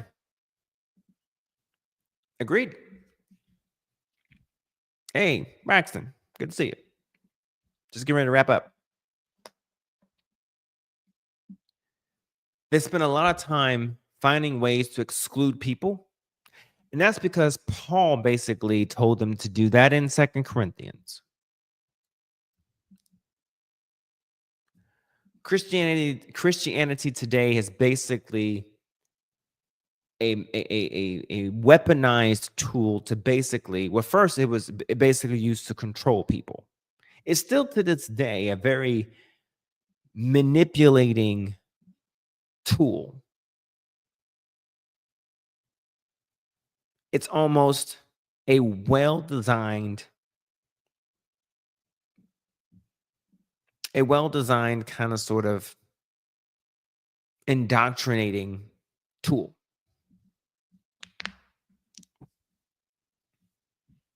To basically say, you're not like us. And instead of bringing them into the fold and saying, this is how you become like us, and letting the energy of us bleed over to them, and let them say, what more can I do to be saved? No. It's something's wrong with you.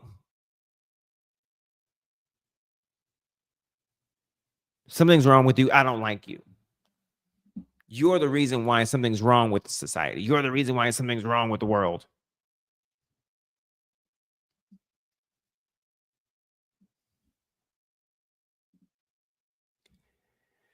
All right. And now I know who you kind of remind me of, who you somewhat look like, the European singer Stromae. Okay. Stromae. Hang on. I'm not going to look him up right now. I'm just going to write it down.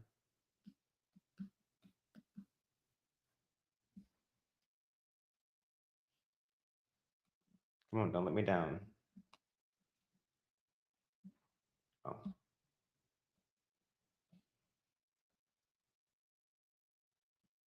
Got it. Okay. I'll look at it. And to me,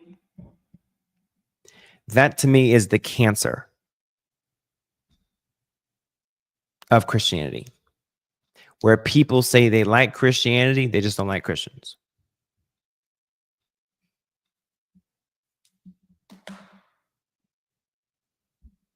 They're willing to do what the Pharisees were doing and not what who they claim their following did.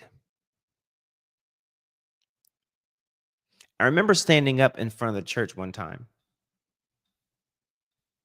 and I asked the congregation, what makes us any different than the Pharisees that Jesus called out and called vipers? And nobody in the congregation could really answer me. If we were acting just like them, what makes us any different than the things that Jesus didn't like, than the people that Jesus didn't like?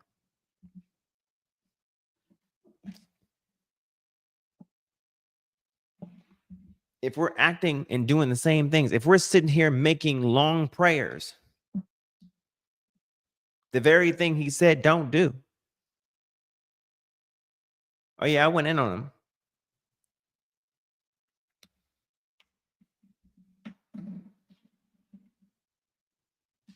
And when it said that the one that leads you, the one highest among you shall be ye servant, that means the pastor should be the servant, not the one being served. Well, you didn't like that too much. Well, that's just what the book said, to the book. But yet somehow it's weaponized in a way to get you guys to buy a pastor a jet. So that way a certain pastor is able to avoid praying or flying in a plane where he's unable to pray next to, I'm sorry, where he's able to pray with next to demons.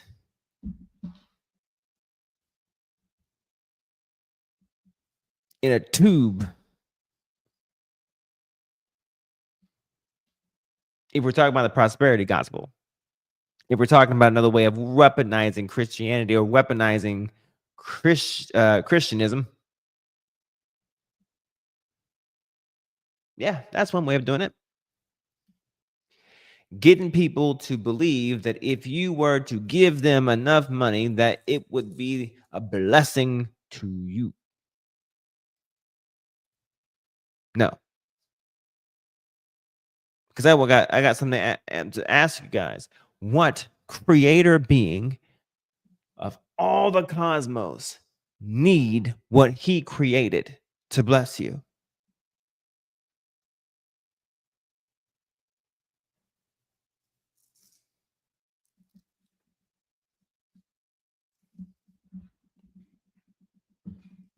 I'm just saying.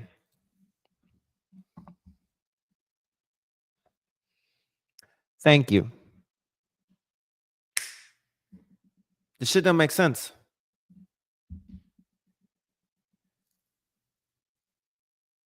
That creator being doesn't give a shit about an edifice.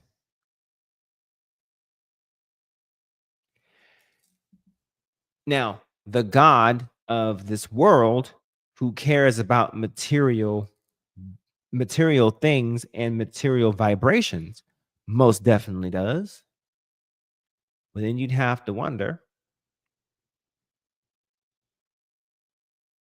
why would that being misrepresent himself as something he's not?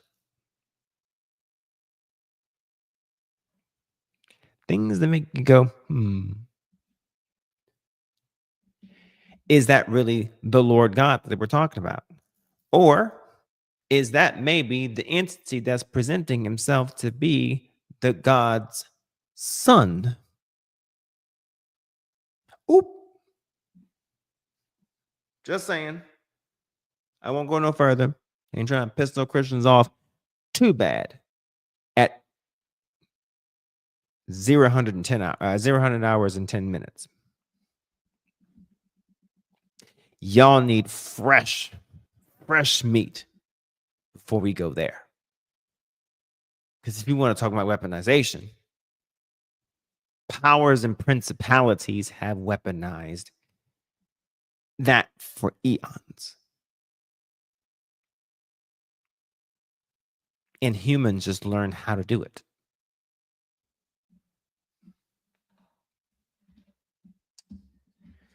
It's been a night. We got more political than I wanted to, but it's fine. Yes, and some churches need your tax. They want your tax information. They don't need your tax information. But I got what you were saying. I need to make sure I said need. Craziness. People. Religion, just for the purpose of being able to, just because they can,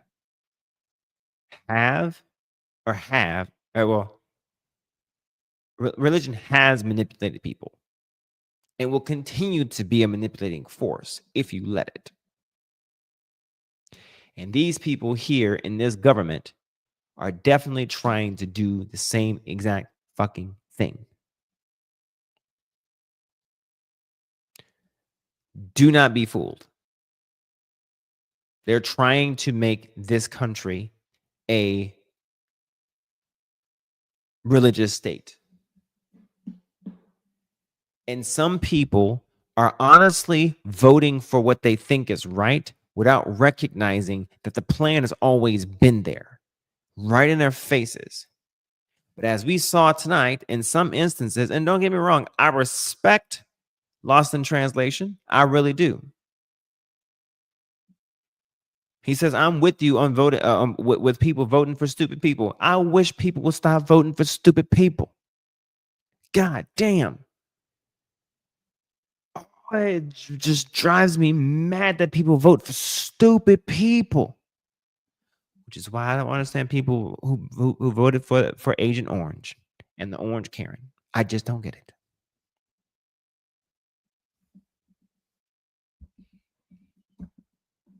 Sorry.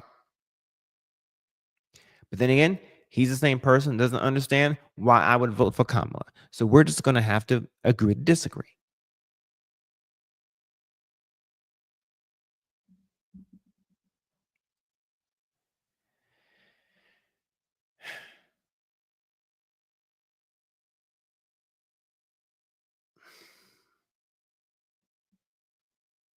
I just don't like when people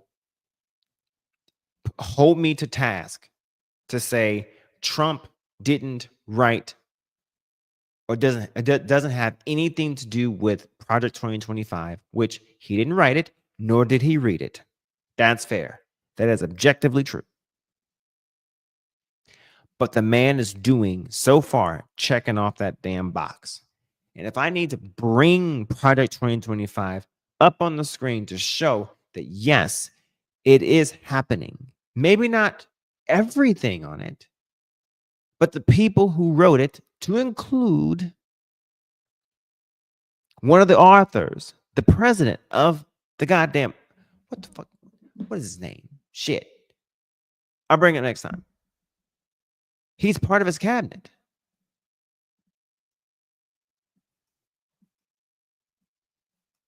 Hang on. Yeah.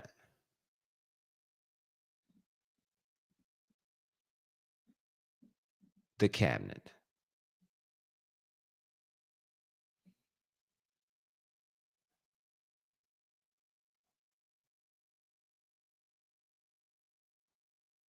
Christy Nome, no.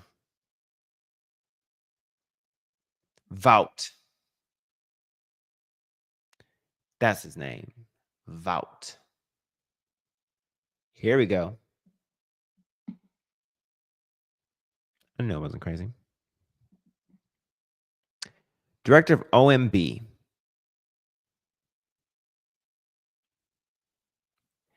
He worked for 7 years. Worked. Oh, that's pissing on someone and calling it rain. He worked for 7 years as vice president of Heritage Foundation. President of Heritage Action of America. Prior to that, he worked on Capitol Hill, serving as policy director for the House Republican Conference, as the executive director for Republican Study Committee, and as legislative assistant to the U.S. Senator Phil Gramm. Okay. Now, I want you guys to see something. Yeah, I know. To Project 2025, the conservative promise. Just so you can see that I am not lying. And then I will let you guys go for the night. Thank you guys for hanging out with me. And with all of my, technical problems and everything of that nature, I really do appreciate it. And yes, I didn't kind of go off. I went off on people tonight. And if people feel some kind of way, I don't give a shit.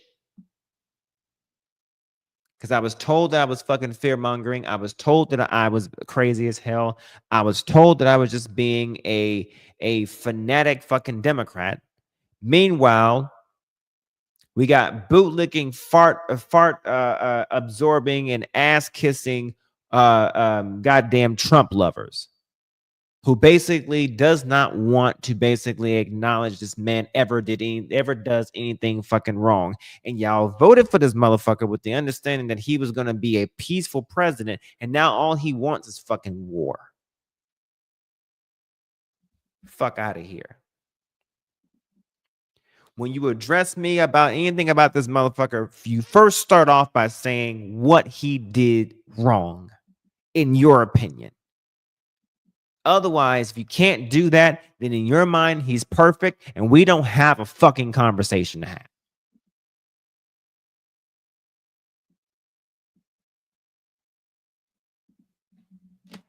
With all due respect.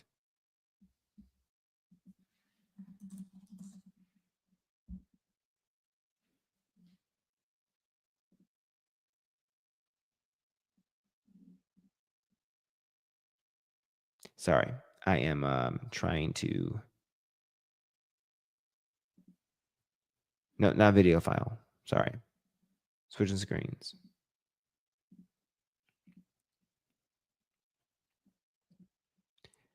And again, people feel some kind of way, they can most certainly come talk to me about it. Executive Office of the President of the United States, Roosevelt.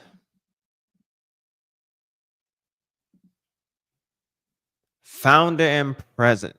So it's amazing how we reduced him down to the vice president. But look here. Founder and president of the Center of Renewing America, and serves as long-term conservative leader on Capitol Hill. Russ served as President Trump's cabinet director of the off. Oh, so he's already served before. He's just coming back again. Oh, that's great.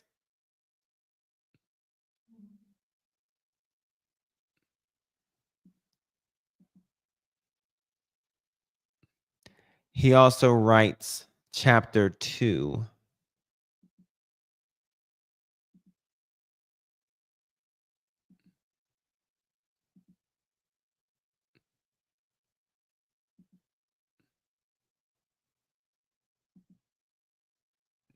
That's fucking amazing. Yeah, I think it's done because I don't think he does anything else for the rest of the thing. Yeah.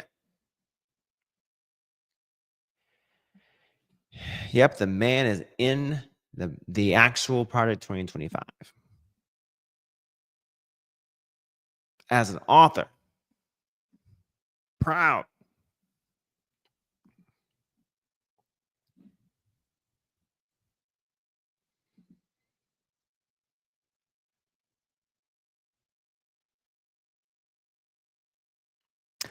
Oh, no. Not hating. I'm actually celebratory. You want to know why I'm celebratory? Because there are things that I'm actually right about. And I need people to acknowledge that I was right. I need people to acknowledge their shit. I need people to acknowledge that the people who were warning about the shit that was happening, I need them to come up and say, yep, the things that you were warning about, you weren't fear-mongering about. Versus just sitting up here saying, he's the greatest president ever. I'm just happy. But the things that we were warning you about, the things that we were telling you that couldn't be possible, I mean, it could be possible. You were saying that couldn't be possible. Like, I don't know, how about the concept of taking over an entire damn part of another country, like, I don't know, Gaza. That's the bullshit you like? Hey, red, right, and blue land. Does that sound great? Dummy? With all due respect. Trust me, I've been going off on people all day today. So if you take offense to it, don't. Still respect you. Still like it up.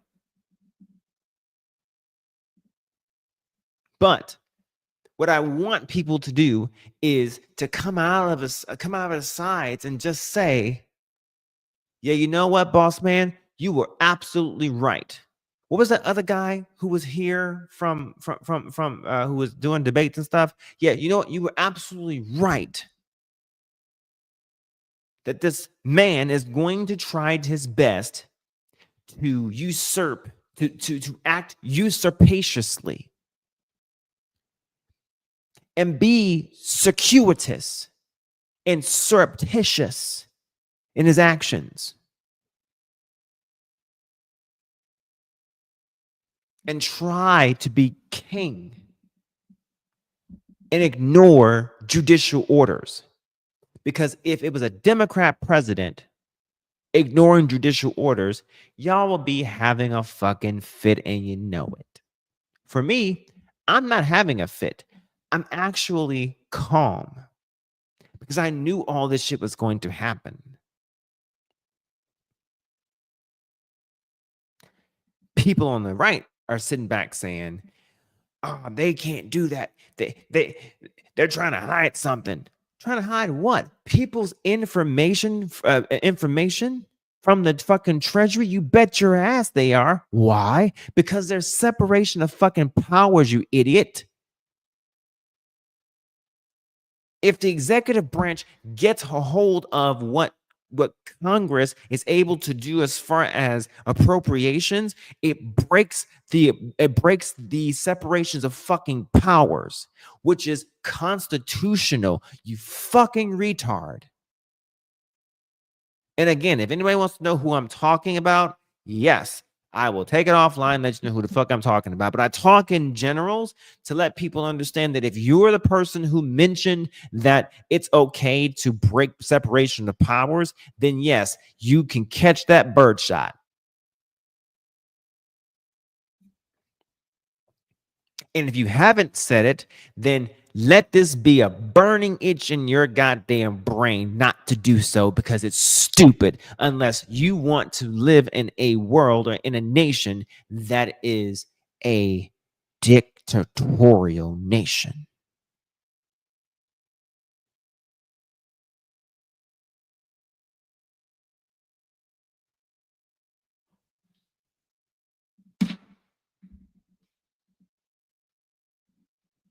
If you want martial law, just say that. Oops. If you want martial law, just say that. If you want a king, just say that. But don't hide behind the Constitution and then play in everybody's fucking face by saying, yeah, the president should be able to do that. No, he shouldn't. Because all he's supposed to do is, but being charged with the law, is execute the fucking law. Every so often, he's able to say, you know what, I'm going to say we're going to be able to do this, but only by using or leveraging United States code, by the authority of the United States code. But without law, he doesn't have the ability to fucking do shit.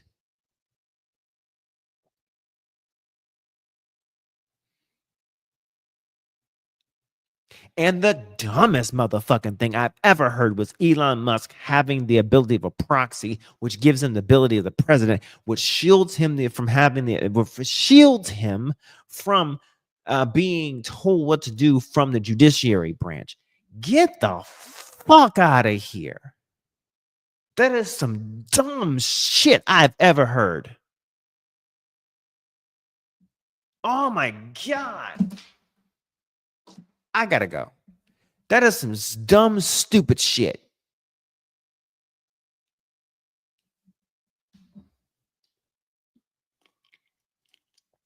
Again, if you didn't say it, you ain't got nothing to worry about. But if you gon' say it because you agree with that shit, let it be a burn in your fucking noggin not to say some dumb shit like that. You should probably do some research. Because what you are then now arguing for is not a democracy. I'm sorry. Not a democratic republic. Which means everything that we have basically been saying as something to be fearful for, you've wanted all along, which means you were gaslighting us every time we said that there was something to be worried about Agent Orange and fucking Tanner in Chief. Which means, like I said, don't ever, ever make me sit in this seat and make me objectively point out a flaw about any candidate that I go for ever fucking again. If you can't point out one thing wrong with that motherfucker or anybody else that you are voting for ever again. Let that be the last time. Because I can point out what's wrong about mine, wrong about yours, and I'm fucking Nostradamus. I can tell you what the fuck is going to happen because I can fucking read.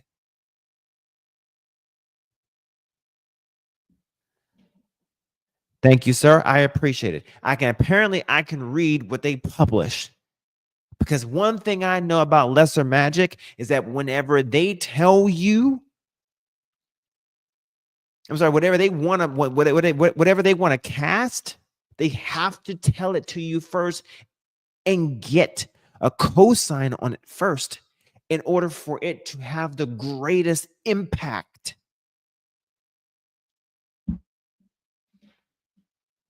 And all they got to do is put it right in front of your face. They got to put the whole thing in your mouth.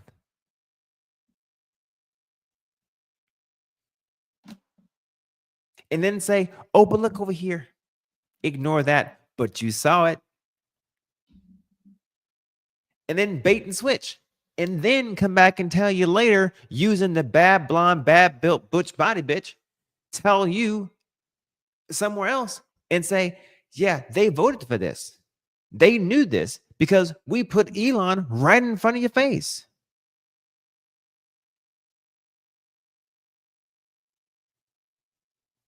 Weaponization at its fucking finest.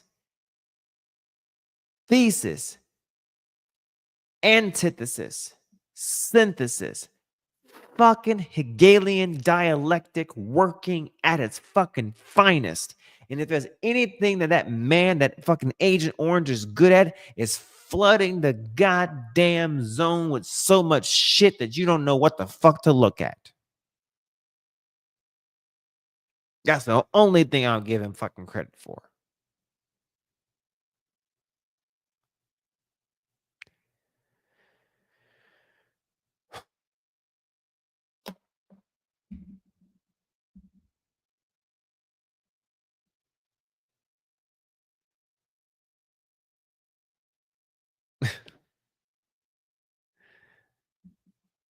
But with all that being said, every last one of you, I'd still go have a drink with you.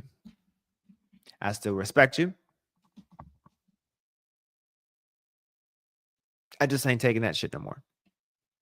Not from y'all, not from anybody else on YouTube, not anybody else from TikTok. I ain't taking it from no fucking body, especially anyone who is Republican. I ain't even taking it from my aunt. I ain't taking it from no fucking body. Because I was fucking right. Tell it to me.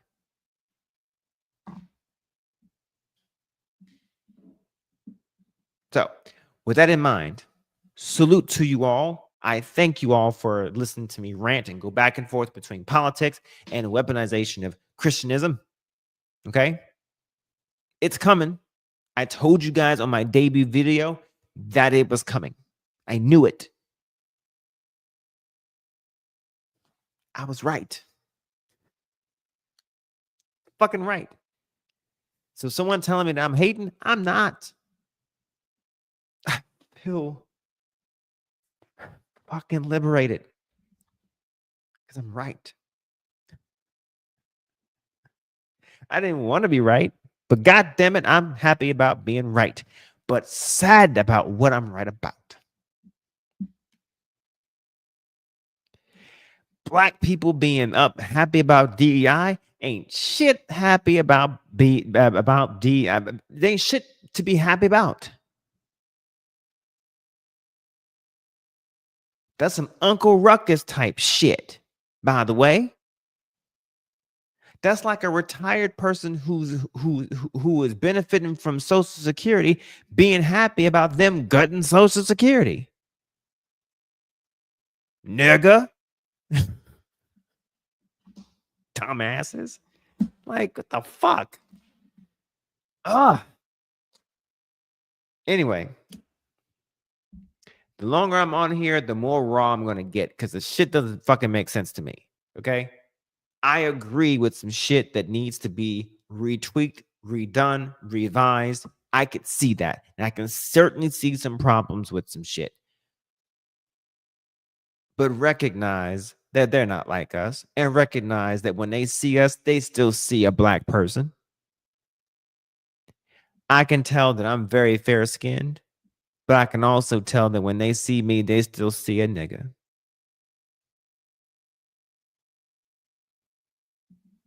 It's been real with y'all, okay? Like I always tell you guys, think objectively, think longer, think deeply, okay? And whatever y'all come up with, make sure that you stand on that shit, okay? Good night, everybody. I appreciate y'all. Peace.